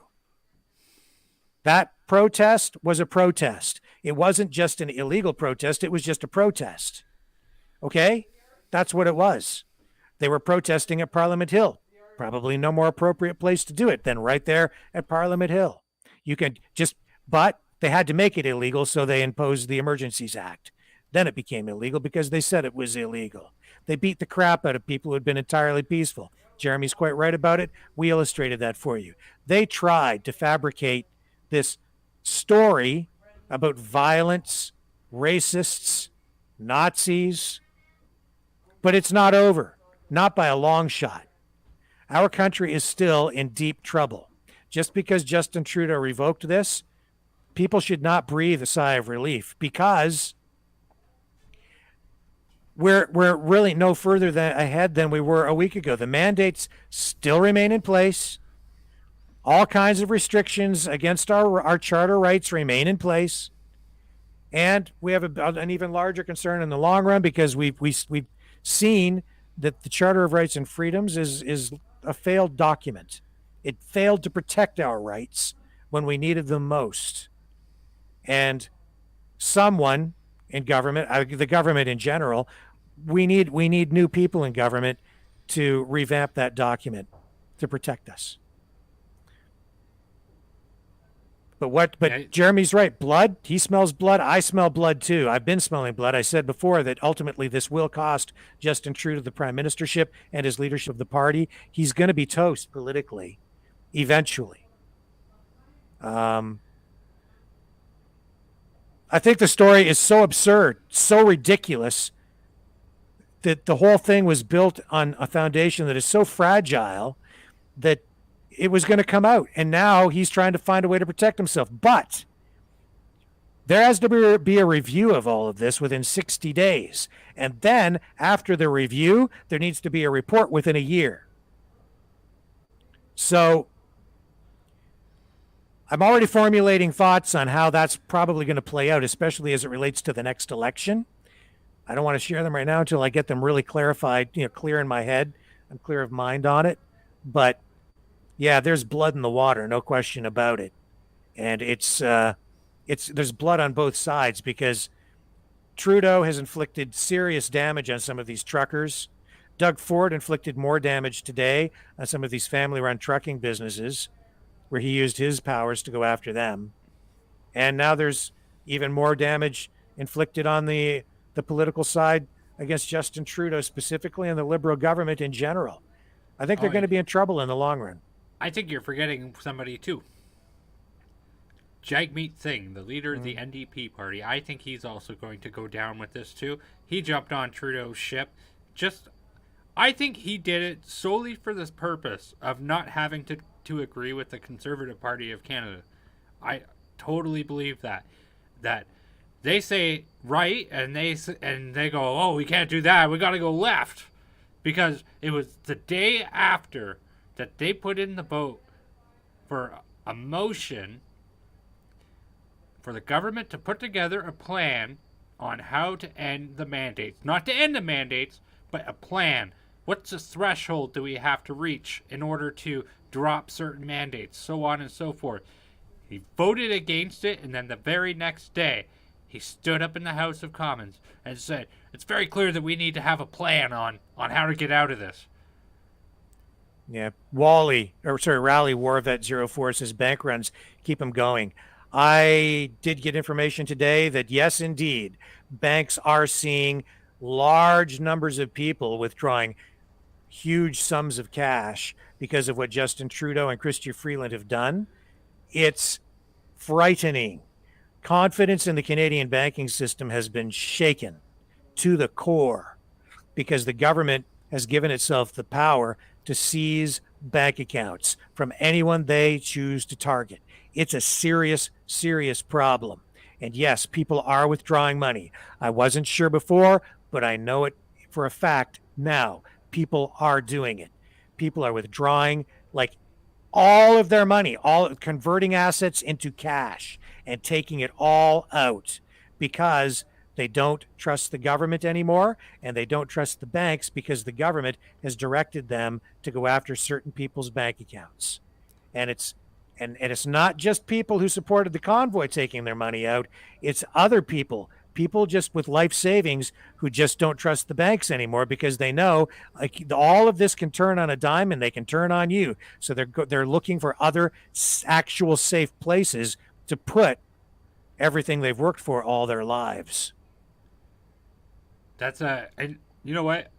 I said it already, but it bears worth repeating that a much smaller percentage of people taking out, for example, all their RRSPs or whatever investments they may have with their bank, a small percentage of them doing that is going to go a lot farther than, say, everybody calling in sick for work or whatever. So I would wager that even if less than 5% of people did that, the banks are going to have a panic. They're going to freak. Yeah. So there's a lot of blood all over the place. Mm-hmm. And even though, that's the thing too, Chrystia Freeland, Trudeau, they keep saying, oh, this was resolved peacefully. And these financial tools that they've given themselves, allowing them to freeze bank accounts and seize assets. They say that's a peaceful way of making sure that these kinds of protests are taken care of and don't manifest again. I disagree. This is not peaceful. These measures are very aggressive and in their own way kind of violent. They're the same kind of measures that are imposed by governments against other governments in times of war or in times leading up to war. They're punitive. It's like a sanction. We've seen it time and again from the United States against terrorist groups, countries that they deem to be terrorist regimes. It's this exact same kind of tactic. Except they're putting it on their own citizenry. Their own people. Going after political opponents. That's what they've been doing. I am disgusted with how they've taken this whole thing where they could freeze your assets, and it's not talked enough about in the mainstream media about how dangerous that is, and that some people who have donated $50 to the trucker convoy are like single mothers who are not able to purchase food. Like, that is dangerous. That is very dangerous. Not only that, it's humiliating.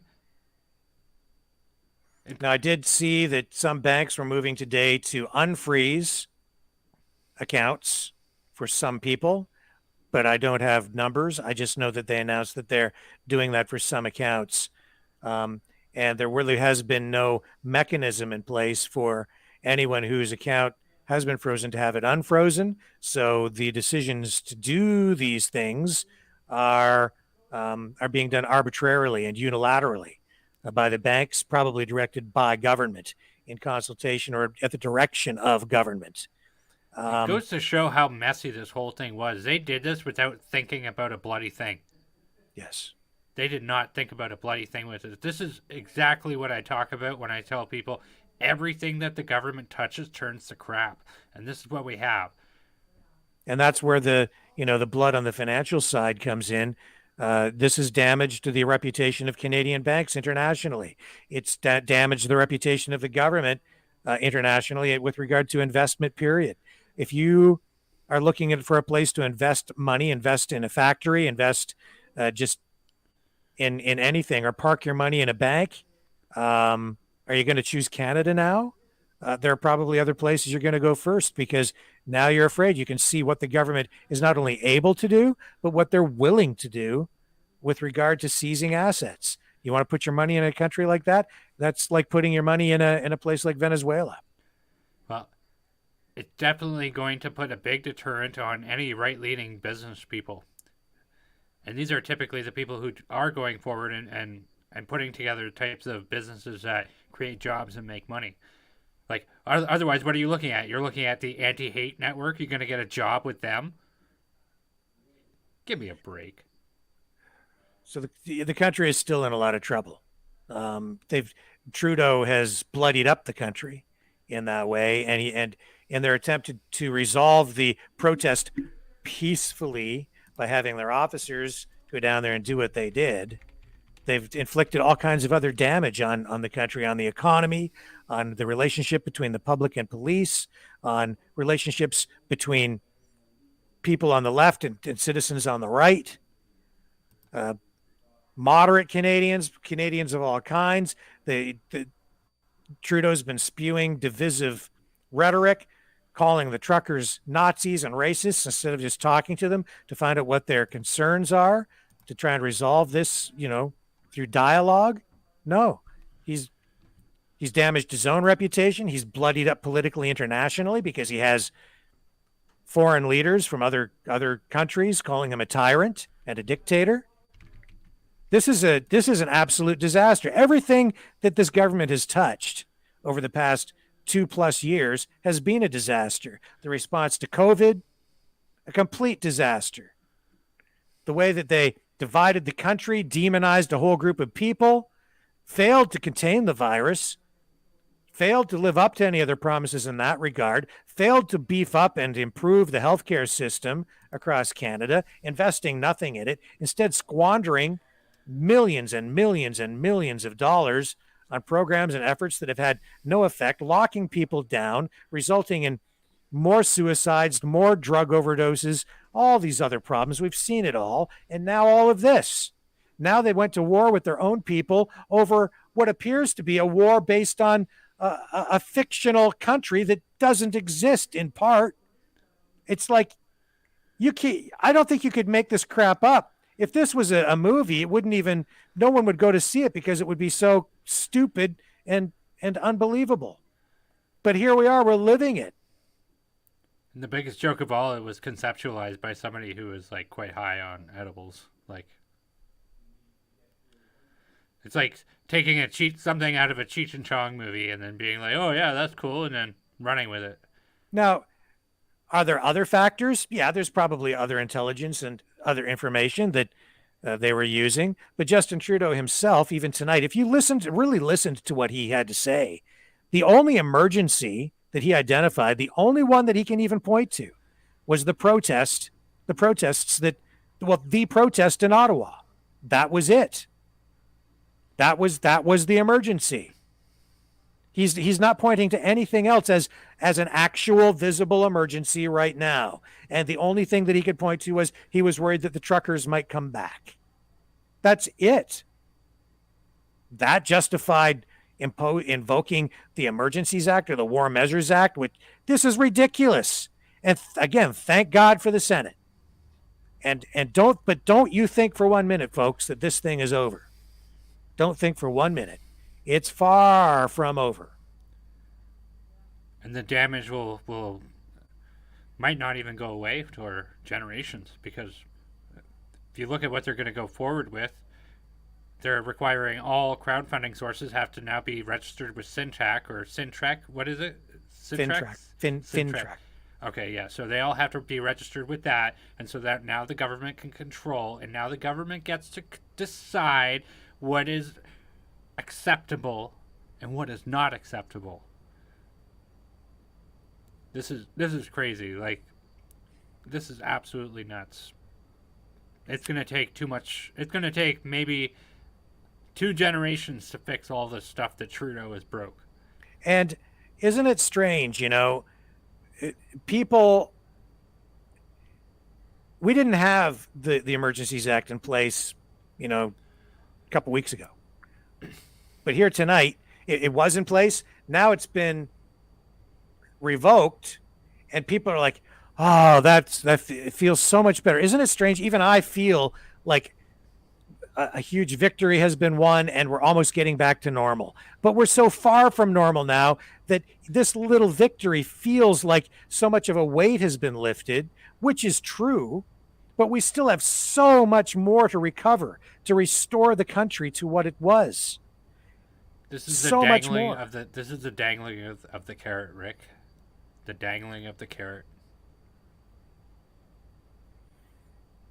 Well, have we had let's do something positive here for a moment. So we have this has been excellent at disrupting things. Like, I voted for the PPC in the last federal Canadian election, and the reason why I did that is because I know that all of our politicians were not voicing any of my concerns in federal politics. They didn't care. We needed that voice, and you know what? And now it's starting to shed issues on now they're starting to talk about issues that are a concern to me and that directly affect me. Are they doing a good job at that? Not really, but it's better than what we had before. It got rid of Aaron O'Toole. It got Premier of Quebec, Francois Legault, to stop being such a dictator. It's got mandates being dropped in Saskatchewan, mandates now being dropped in Ottawa or in Ontario, Canada, which I will believe that when it comes, but for now, let's just count it as a positive. Alberta, it caused huge disruptions in Alberta's.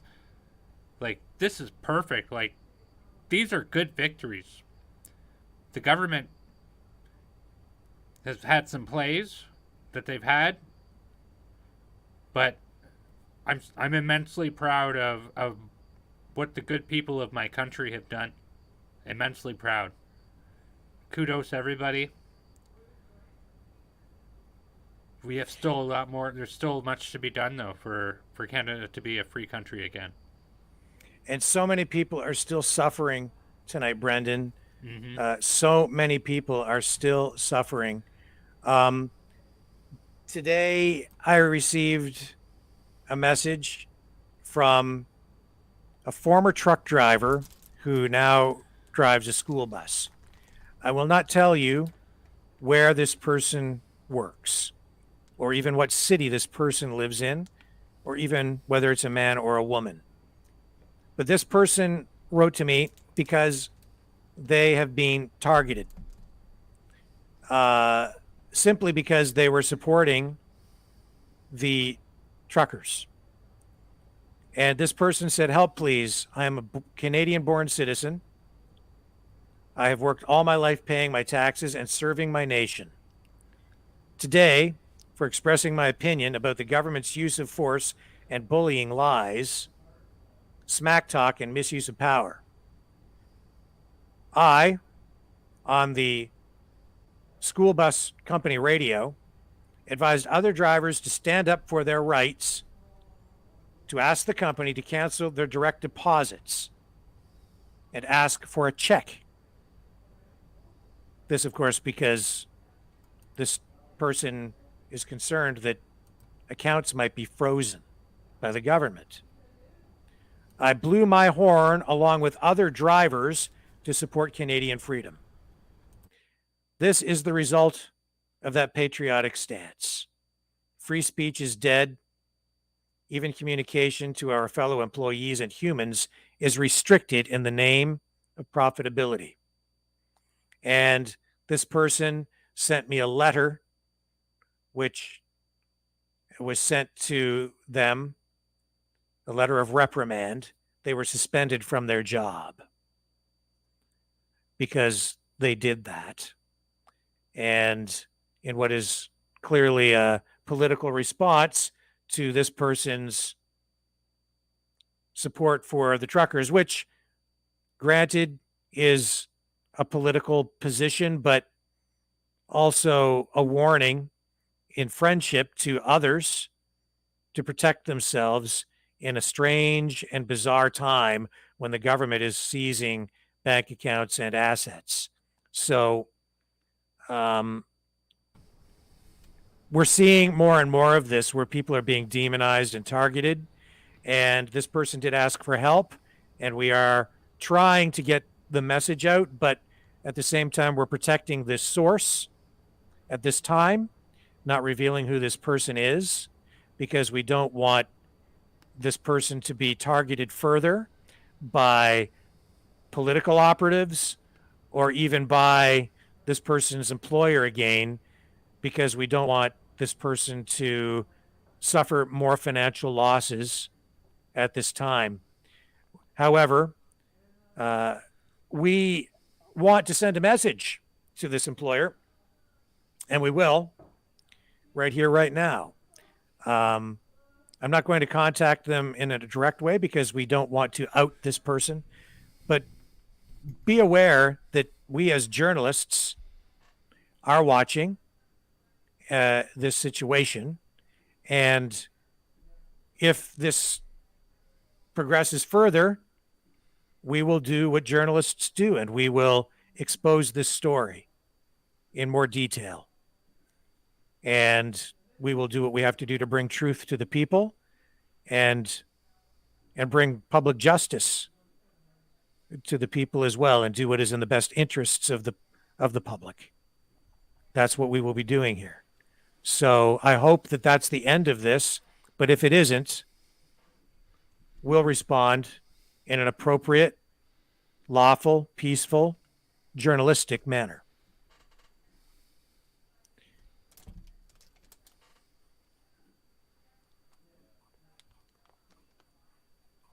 So again, Brendan, it's obviously far from over, right? Oh, for sure. Definitely far from over. And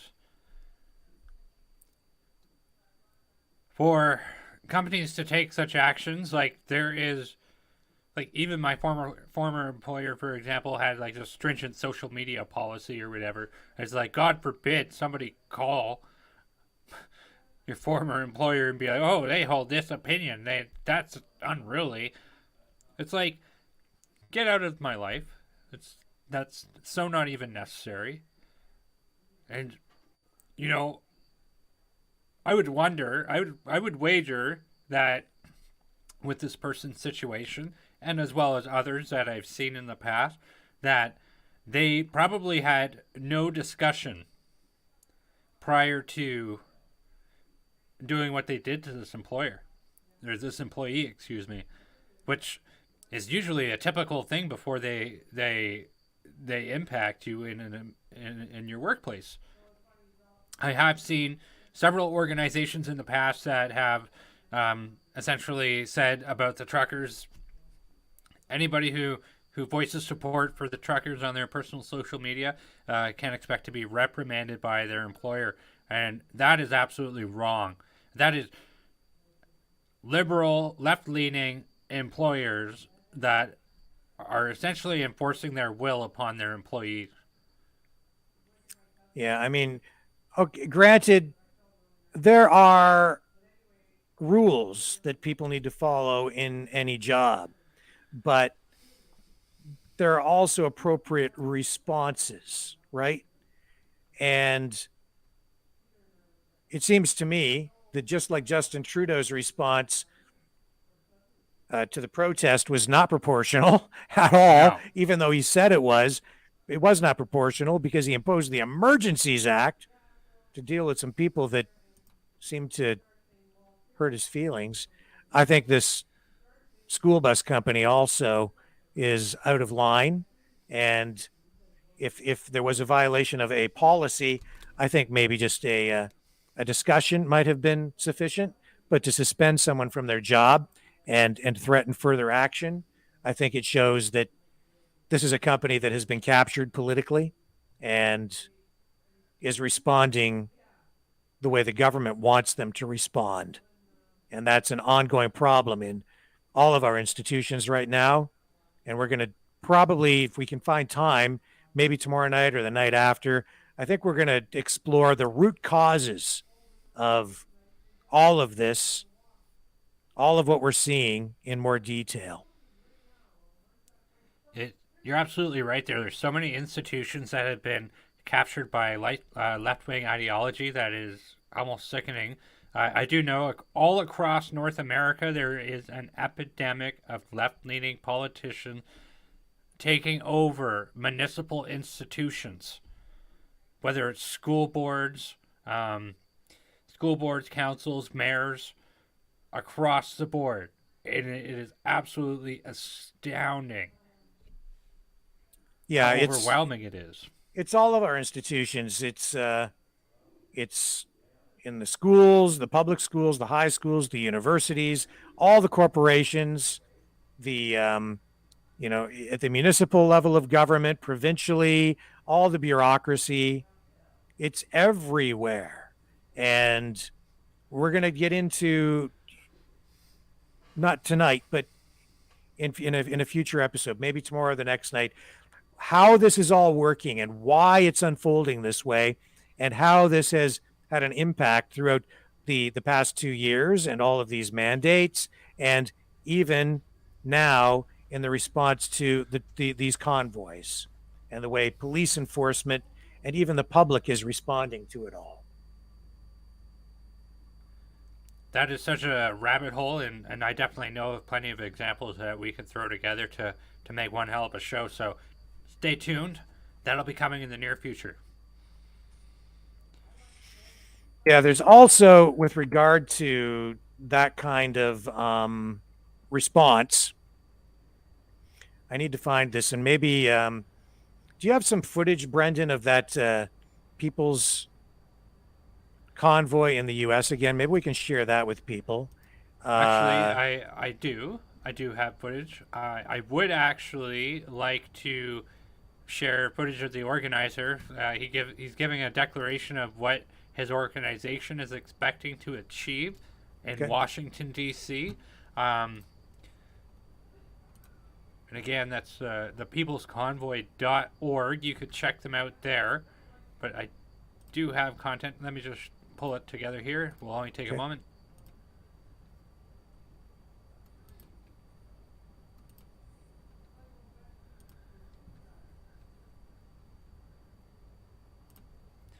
All right, Mr. Walker, ready when you are. Okay, let's crank it up. Hey, everybody. My name's Mike, in case you were wondering, from the People's Convoy. So you may be wondering why we're doing this, okay? For me personally, it's about our freedoms as Americans. I have 2 young sons. It's about what their future is going to look like, and hopefully my grandchildren's. We live in a country that was founded on morals and freedoms. That's the whole reason we came here to America.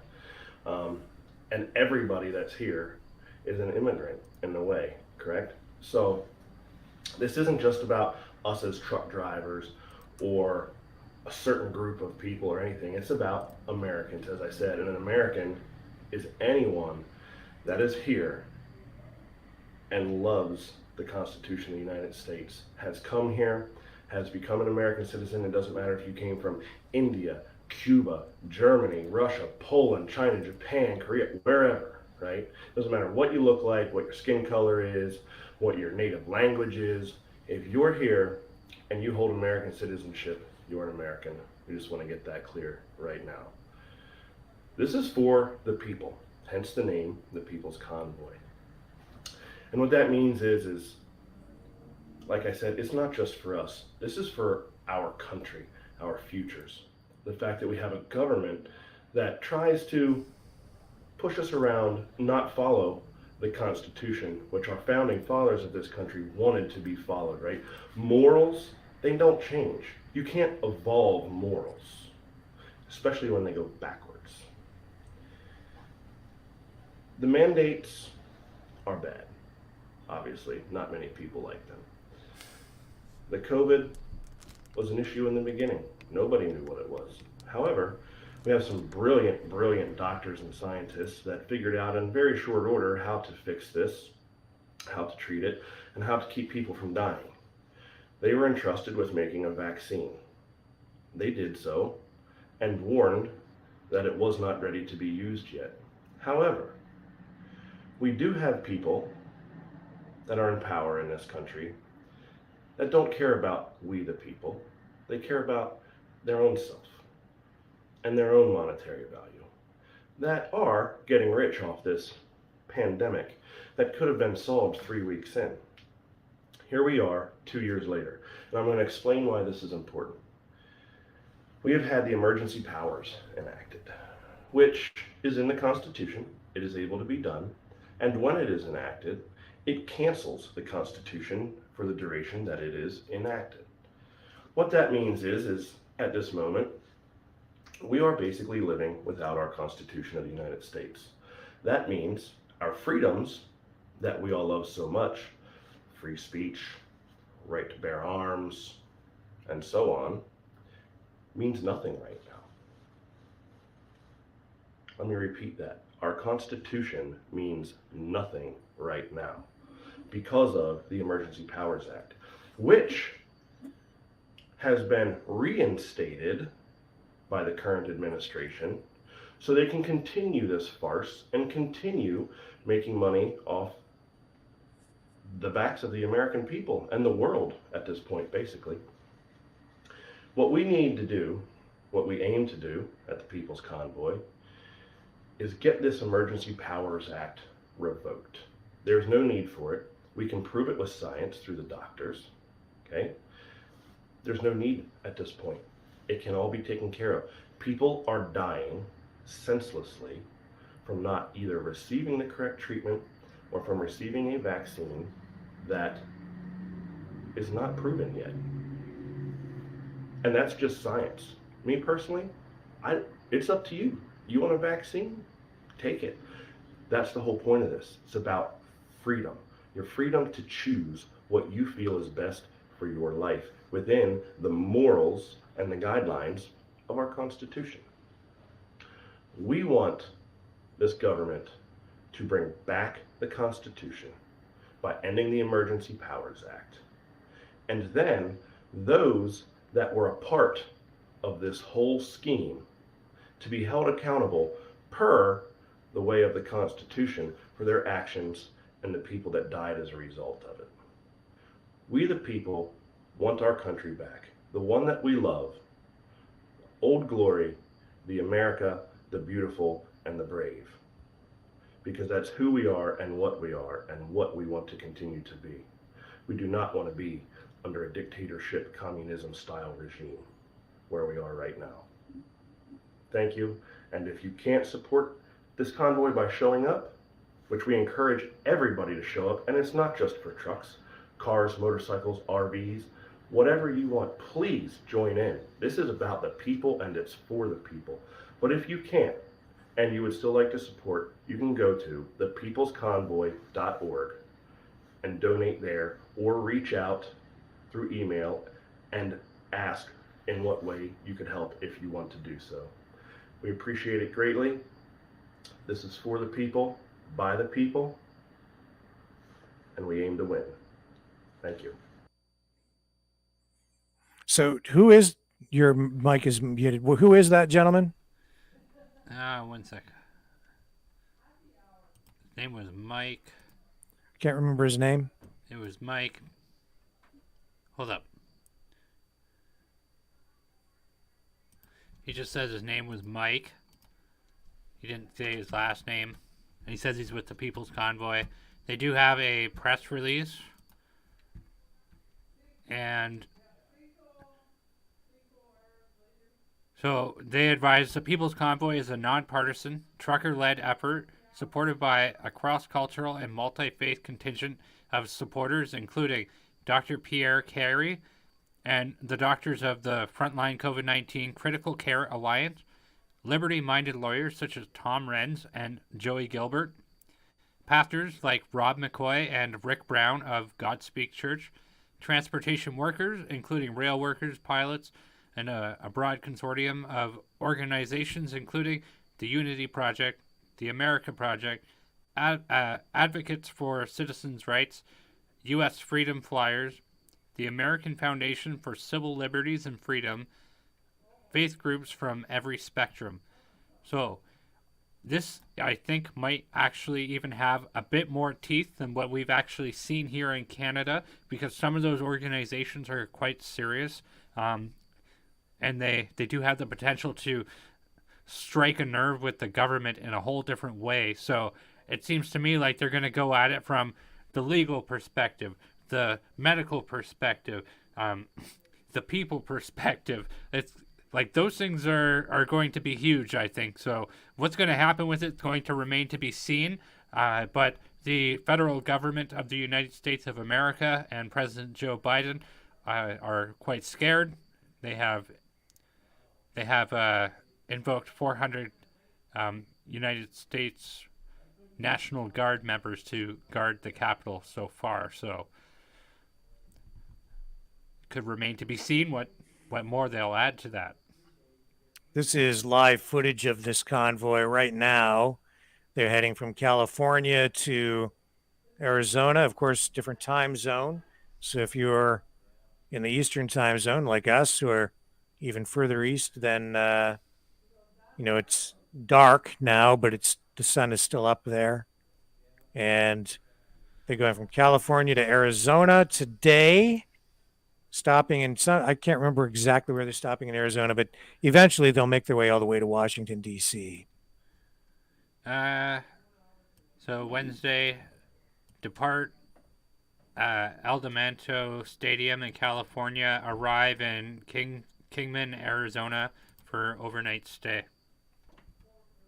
So we'll be following this one too, and I'm sure there will be other convoys coming from other directions, and it looks like it's going to be a big one. They are looking to arrive in Washington, D.C. on March 5th, Saturday, March 5th. What are your thoughts on this? I don't think you've kind of let that kind of push through at this point. Like, do you think this is going to be successful? Do you think that this is going to have a different set of teeth than the Canadian convoy was able to have? It depends on how you define success. I think the Canadian protests were successful because they inspired other spin-off protests. And so, I mean, from the perspective of an organizer or a participant or someone who is supporting them, yes, I think they were successful. I think that they were responsible. And I think you pointed this out earlier tonight, that we saw Aaron O'Toole ousted from the Conservative Party. We've seen the mandates, premiers in provinces like Alberta and Saskatchewan and Ontario back off on their mandates. So they're coming off in those provinces. And I think that there has been a lot of success, because I think some politicians in some parts of the country did take note and did listen to what was being said. And even though they claim it wasn't because of the convoy or the protests, it obviously was. It's only in Ottawa where the government dug in its heels and Justin Trudeau decided he wasn't going to talk to them. And that led to all kinds of problems up there, because he unleashed a paramilitary force that became violent against the people. And that's extremely unfortunate. It never had to happen like that. It really did not. So, Rick Walker, that begs the question. Do you think this is going to be successful in their objective to have Biden drop the emergency orders? No, not to that degree, not like that. I think it will continue to raise awareness, and it will have some success that way. But will Biden give them what they want up front? No. Oh he my can't. gosh, look at that. Wow. Yeah, see, look at the support from the people there. The same thing that we saw in Canada. The same thing. People lining the highways, cheering and waving flags. Now dig the overpass. Holy gee, the overpass was full. There's Canada.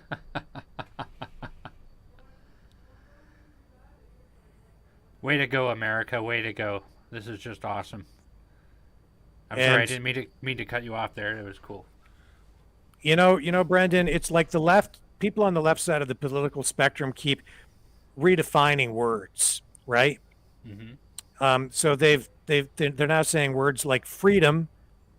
They're saying it's been hijacked by fascists. So when you hear freedom, it means fascism. When you hear the word honk, that means Heil Hitler. It's all ridiculous. But I think that what I'm seeing here is if these are all fascists and terrorists, then maybe those words need to be redefined to mean people who are proud of their country and hopeful. I don't see that when I see people from all walks of life standing up, waving the flag of their country, and saluting working class people, working class truck drivers who are out there fighting for the restoration of now their constitution. The same way our truck drivers were fighting for the restoration of our constitution and charter of rights. That I don't think that when you fight for the restoration of your country, I don't think that makes you a terrorist. I think that might make you a patriot if you want to use that word, but it certainly does not make you a terrorist, and it certainly does not make you a fascist. It might make you a nationalist. It might just make you somebody who's proud of your country. And you know, that's another word that the left has taken and said, oh, that's a bad thing, being a nationalist. You know what, there's nothing wrong with having policies that are going to uplift your citizens, give them work to do, bring manufacturing back. Doesn't mean that you exclude the whole world necessarily, but there's nothing wrong with putting your country first. It is not the job of North America to coddle or fix the world's problems. The world is a scary place. It's full of a lot of problems. What do these people want, really? They just want to be able to make a living, left alone. Left alone. They want to raise a family. They want to try and build something for their future and build a better future for their kids. Just what everybody in the whole world wants. That's all that they want. That's all that they're fighting for. That's really it. That's all that the people who were parked there on Parliament Hill were asking for. Those were people who have been hammered over the past 2 years, some of them losing their homes because they have been unable to work, or the economy has shut down what they were doing, or they've lost their jobs or were about to lose their jobs because of COVID mandates. What do they want? They want to be left alone so that they can make a living, so that they can do what they need to do to build a better future for their families. That's all it is. And you know what? Believe it or not, America has always been a beacon of freedom in the world. So much so that when there was protests going on in Cuba this past summer, or in Hong Kong years ago, what was that, years or 2 years ago? These are people who have never seen America or been to America, and they go to the protests with American flags.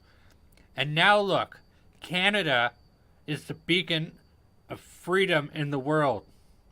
Canadian flags are being flown in this convoy and in other convoys and all over the world. I've seen social media of people from Texas, Arizona, all over the states purchasing Canadian flags so that they can hang them with the Star Spangled Banner. And that is Look immensely at all those people. Look at that. That is immensely cool that we're finding our flag in other countries now. Just like America used to kind of be the beacon of freedom before, and now Canada is too. Like that's incredible. And look at these comments about Tamara Litch. You know, there's a lot of support for her out there too. And yeah, I don't know if there is a legal defense fund being set up for her or not. But we will find out. We better find out. Well, I was going to talk to you about that after the show tonight, so we'll have an update for everybody on that tomorrow after we come to conclusions or decisions. Right. But So yeah. I definitely feel for Tamara. I think that she is being held hostage as a political prisoner. They're going to use her as a scapegoat, and they're going to use her as an example. Do as we say, or this is what will happen to you. Yeah. It's a disgrace.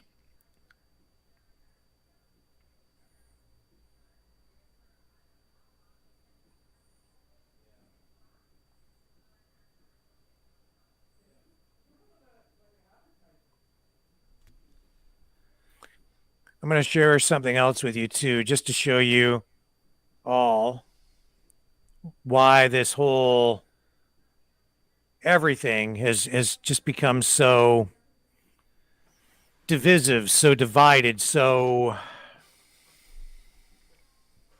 bloody, and why. And I became aware of a petition. And this petition is to have a couple of three radio personalities fired, or at least removed from the air. And these people work at AM 800 in Windsor, Ontario. And they were making comments about people who had been injured by police in Ottawa. And this one here that you can see on the screen is I believe this was on Twitter, and this guy's name is Mike Kakuk. And he's a radio personality at that station. And he said, many false reports about a woman who died after being knocked down by Ottawa Police Service horse. I was more concerned about the horse, he said. This following the incident where an Indigenous woman, an elderly woman, who used a walker to get around, and another man were knocked over and trampled by police horses. And the woman suffered a serious shoulder injury and a collarbone injury. And they could have been killed.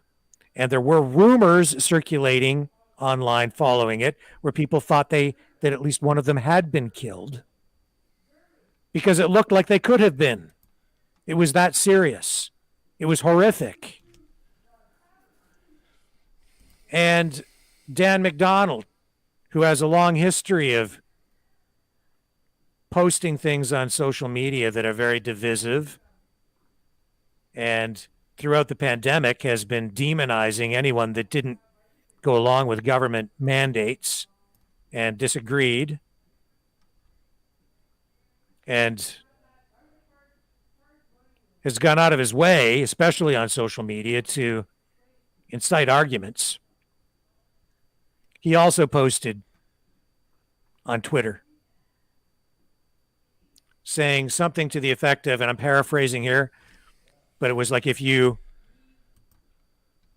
mess around with a horse, you get a horse's ass in your face. Pro tip, don't mess around with a horse. And then there was another line about the woman that was distasteful. The woman who was injured.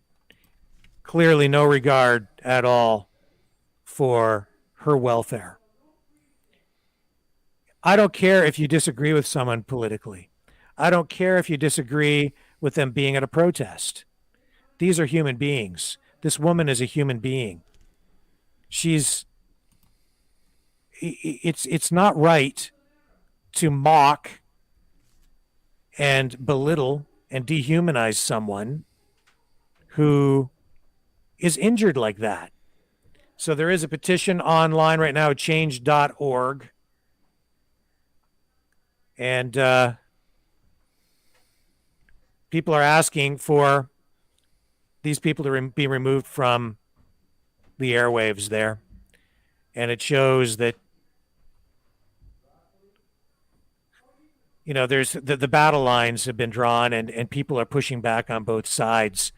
these three radio personalities are, in my view, they're working for the government. They were there to help spin up this narrative that Ottawa was occupied by a bunch of illegal white racist truckers who were there to overthrow the government, and the whole thing is bloody ridiculous.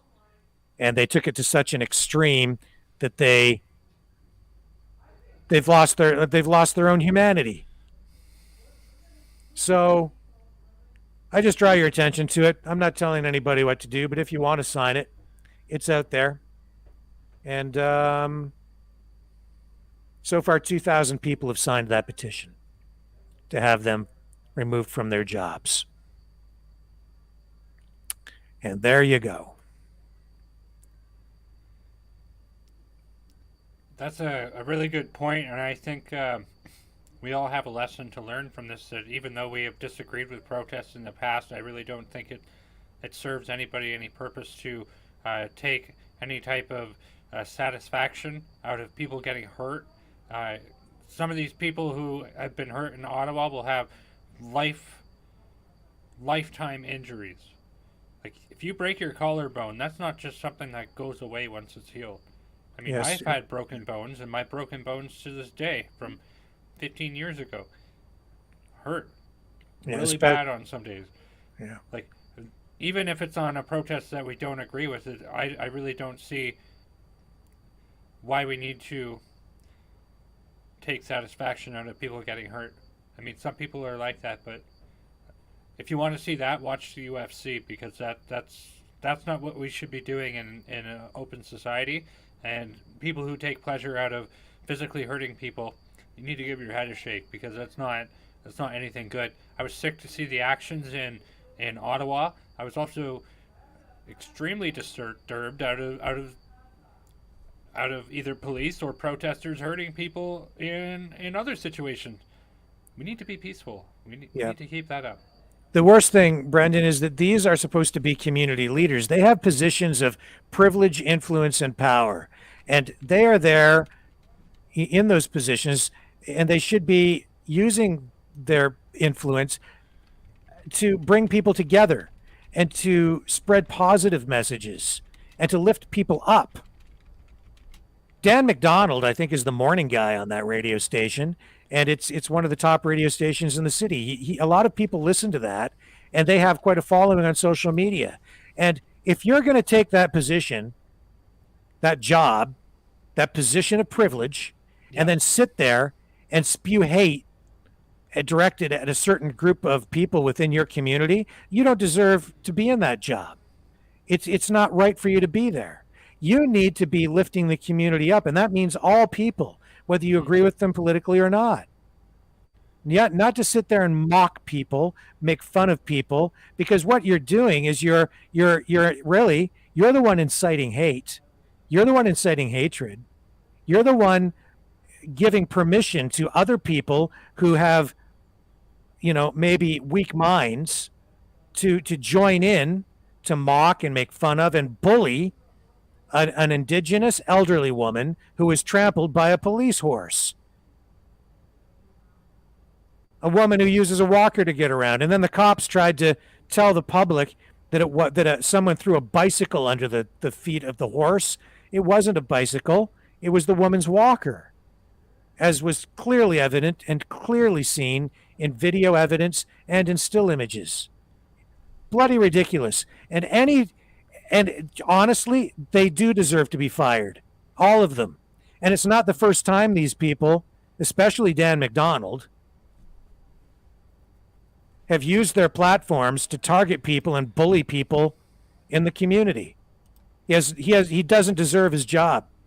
He should go and do something else, because he's not a leader. What he's done is disgusting. And I'll go further than that. If management doesn't do something about it, then the community, a large portion of the community, will lose faith in that radio station. A great radio station with an incredible legacy, legendary history behind CKLW AM 800. Incredible. AM 800 radio. And if management doesn't do something about it, it constitutes, in my view, an endorsement of what that guy is doing. And management should be ashamed of themselves too if they fail to take action on this. And I think I've gone to search for that tweet from Dan McDonald. I have a screenshot of it someplace, but I've tried to find it online. I think he removed it.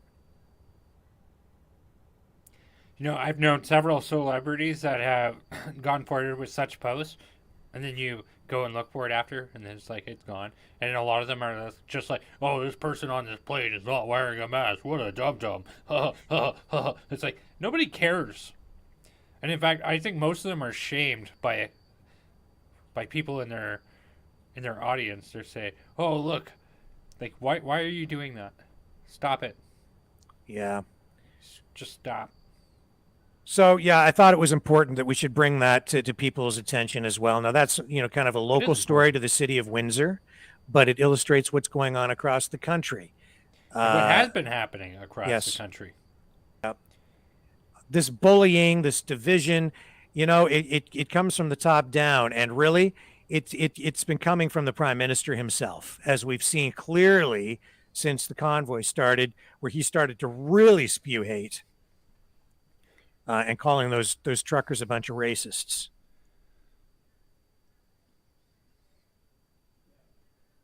Terrible, terrible, terrible. I'm so disappointed. It is very disappointing. Very disappointing.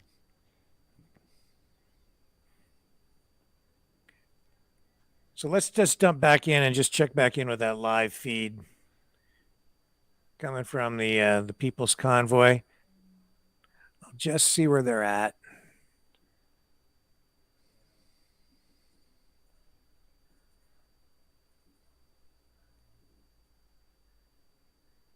Here we go.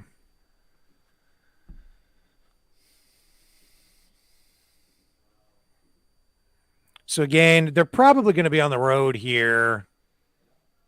What, Brendan, another couple of hours or so? They're stopping for the night? Yep. According to their schedule that I have here, stopping for the night in Kingman, Arizona, and departing again for Lupton, Arizona in the morning. Yeah, and you can't see the full line of trucks here, but at certain points you could earlier in the day and in the feed. And man, it was long. And they'll be picking up more trucks as they make their way across the country, heading to Washington, D.C., arriving, I think you said March 5th, correct? Yes, March 5th in Washington, D.C. Yeah. And it will be very interesting to know is Joe Biden going to go into his basement? Mm-hmm. Or is he going to come out to play and have a conversation and discuss these serious issues that have plagued not only the United States, with Canada? And I gotta say, I am so happy after all these years of divide, with, like, to give people a perspective who maybe are from the United States, a big part of being Canadian is we're not American, but we kind of are American in the sense that we like the same TV, we like mostly the same food. Like, I could go on and on with examples, but America and Canada have been together, allies, united we stand, for many generations. And we both have the same issues facing us right now. And our people need to be together on that. I have ancestry from the United States. I've known many Americans from the community I grew up in that they own cottages in Ontario. Like, America and Canada, we're not all that different. We're different. We're sort of Americanized, right? Because the United States is such a huge, such a powerful country, world power, militarily, economically, right? And we're right next door. So, yeah, we're very Americanized, no question about that. But you're right, we're we're not American, and we have a lot of our own culture and values. And I think that's what Justin Trudeau doesn't understand is Canada is a country. We do have a culture, or cultures, Canadian cultures, right? And I disagree when he says that Canada is the world's first post-nation state. I think he's trying to turn it into that, but it isn't. That isn't what it is. That isn't what it is either. In fact, I guess I would say that with Canada, I'm quite disappointed that we haven't had like a province or two provinces that have done what Texas and Florida have done, where they create basically a free space. I was rather quite disappointed that it didn't happen. And it almost happened with Alberta. Almost. Yeah. Didn't last long.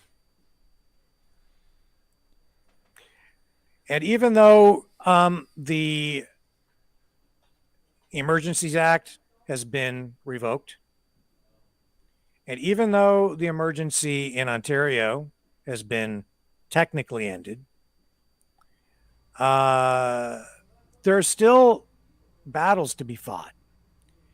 And we're still a long way from resolving everything. And one thing we did want to show you and share with you tonight is a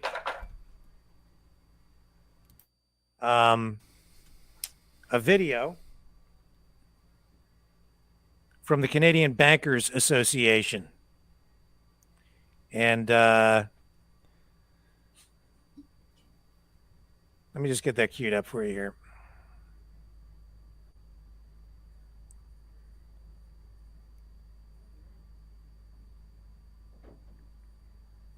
So I'm just having a little technical problem.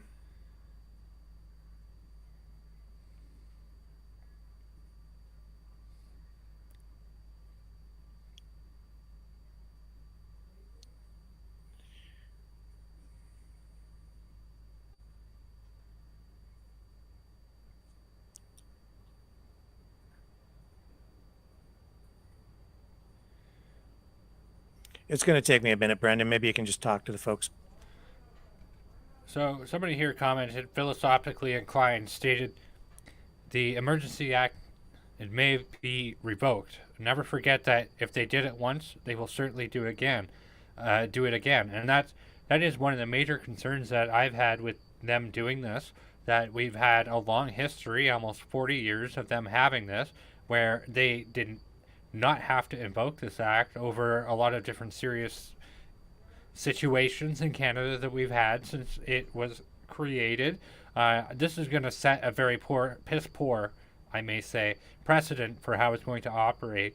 So, I mean, shame on our government. This is going to be really interesting, though, folks. I have actually follow-up documentation to share with everybody after Rick plays this. So, Rick, go ahead. Yeah, so this is the Canadian Bankers Association. This is part of what they have planned. And here they do make reference to the World Economic Forum. Now, I know a lot of people out there haven't wrapped their heads around this World Economic Forum thing, but it is real. It's a real organization. Chrystia Freeland is the second in command with the WEF, our Deputy Prime Minister and Finance Minister. She's a graduate of their school, of the Klaus Schwab School. Justin Trudeau is also. Many cabinet members are members of the WEF, and they're digitizing the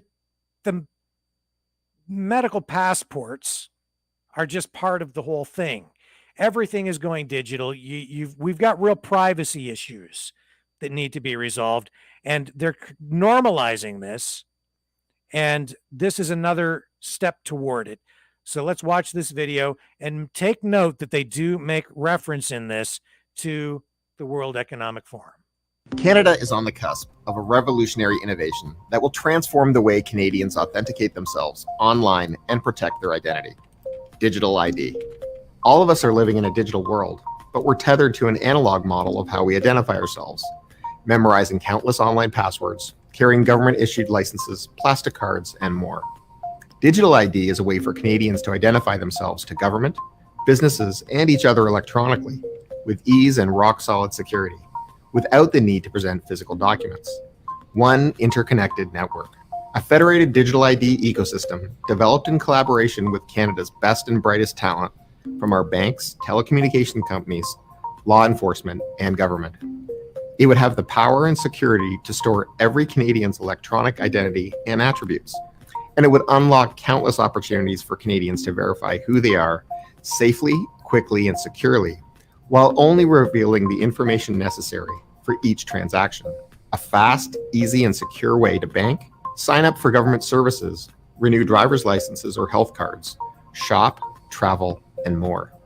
Canada's banks are perfectly situated to help lead the creation of a federated digital ID system between government and the private sector. The World Economic Forum agrees that banks and financial institutions should lead the path forward for digital ID. Banks are highly regulated and trusted. They have advanced cybersecurity and privacy technology, and they have the infrastructure to operate provincially and nationally.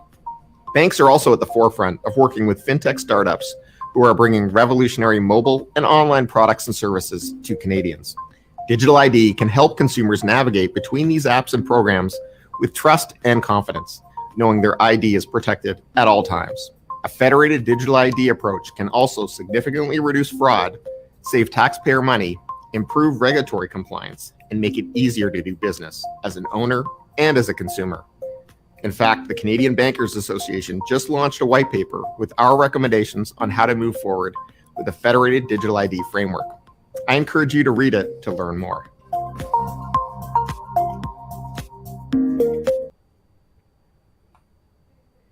That's part of the future they envision for us. And I think we need to be concerned about it. It's a race to digitize our identification. We already have a lot of privacy issues we're dealing with regard to the internet, our cell phones, tracking, COVID passports, all of this stuff. And governments are rushing to digitize everything. And and you saw the reference to the World Economic Forum, and they want banks to be sort of the first line one of the first lines in implementing this, because once this happens, they get control of your identification digitally. They can control every aspect of your life, as we've seen with the Convoy. Mm-hmm. They don't like what you're doing, they just freeze your account. They don't like what you're doing. This is going to lead to a cashless society. Well, that's a pretext for the social credit system, right? Like, right. It does. The government doesn't like what you're doing, so ergo, you take a financial penalty for it. Right, and you can't hide once everything is digital. There's nothing analog anymore. There's nothing. There's no, paper money's gone. So you have no alternative, no way to possibly survive if they target you. And now, Rick, and people at home, I hope you're sitting down. But the Canadian government has been funneling money since 2017 in partnership with the World Economic Forum in digital ID. If you could be so kind to pull up the link I have shared. This is ktdi.org. And you can look this up for yourself. And this is called the Known Traveler Digital ID Program. Pilot partners, World Economic Forum, Canada. Canada has already sunk millions of dollars on this project, and they have, in their last election, they did have on their platform to sink millions more dollars into this program. Yeah. Air Canada, etc. And so, and when you have the federal government here, where they talking about more restrictions on even cryptocurrencies, and they even talked through this Convoy issue about even banning cryptocurrencies. Mm-hmm. We need to really take a hard look at this, because it's about privacy. It's about access to your own assets. It's about protecting people from the government. And while they're sitting here trying to normalize this and sell it to people as something that is going to be more convenient, we need to be careful that we don't trade our freedom for convenience, that we don't trade our privacy for convenience. Coupled with this, if we're going to go down this road, we need to make sure we have robust, powerful laws in place, protections that limit what government and even these financial institutions can do to us. It needs to be thought through very, very carefully before it's implemented, not after. We need to be looking ahead, not reacting after the fact.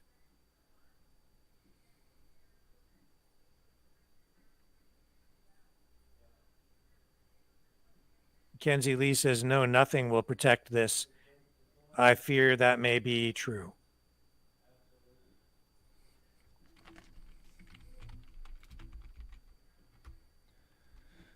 So I've seen language in all of this here pertaining to like biometrics and stuff.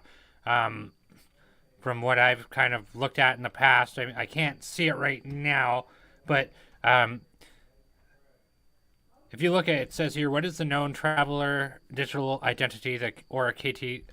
So the KTDI program is a World Economic Forum initiative that brings together a global consortium of public and private sector organizations to enhance security in world travel. KTDI concept promotes secure, seamless passenger travel in anticipation of changing traveler behaviors and expectations.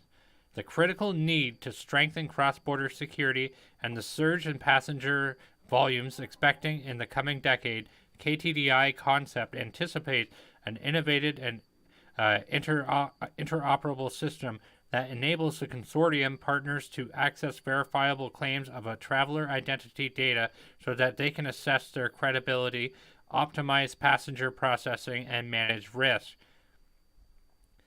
And then in this part, it was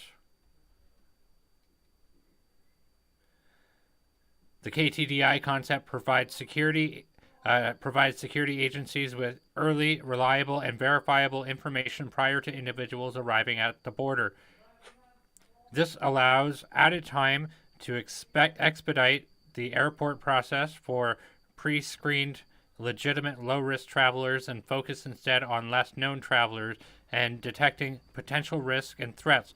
Simultaneously, this could allow for known and low-risk passengers to be processed more efficiently for boarding and immigration, optimizing overall flow in the airport operations and redirecting focus of officials to higher risk concerns. So basically, in summary, if you do not participate in this program, you are going to be considered a high-risk individuals, and those who participate in this program are going to be identified as a low-risk individual. And that's how they're going to do it, folks. That's what's going on with it. Investigate this for yourself. Check this page out, ktdi.org. And I have a big problem with this program that we've sunk all this millions of dollars into this, and anybody who thinks that this is a good idea, what this is going to effectually do is remove the Canadian government out of your passport equation, and it will go to some global organization instead. And that's what this program is going to do. Not me. Yeah, so this is the future they have planned for us.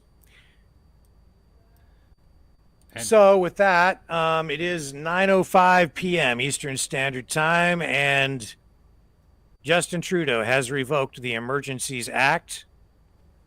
And if you're just tuning, and if you are just tuning in, you're going to want to rewind and watch this thing this broadcast over because we shared a bizarre, shocking story with everyone tonight that revealed one of the reasons why the Emergencies Act was first invoked, and one of the reasons, shockingly, why it was revoked tonight by the Prime Minister. And we're confident that this is, in fact, one of the reasons behind the whole thing, and it's kind of bizarre. So you're going to want to check it out. It makes your head blow up at how absurd the whole thing is. Our government essentially went to war with a fictional country called Diagolon. And here it is, Rick. I'm so sorry to interrupt what you just said there. It said, here it is, the like inside of this how it works document. It talks about biometrics like 4 times. Mm-hmm. And it says a number of airports today are already equipped with automated gates which are based on biometric technology. So that's what they're going to be looking at in how this program will work. I'm so sorry about ruining that, but no, that's okay. Yeah. And what do they mean by biometric technology? That means they're going to be scanning you biologically to collect data on you. Everything from your pulse rate to probably your vaccination status to who knows what biologically, things that I can't even think of right here, but maybe things that you don't want them to know, things that are personal in nature. This just raises questions that we haven't even thought of at this point. Well, it's something for everybody to keep in their back pocket. And keep in mind that that's really what these convoys are about, these protests. That's what the freedom movement is about, really.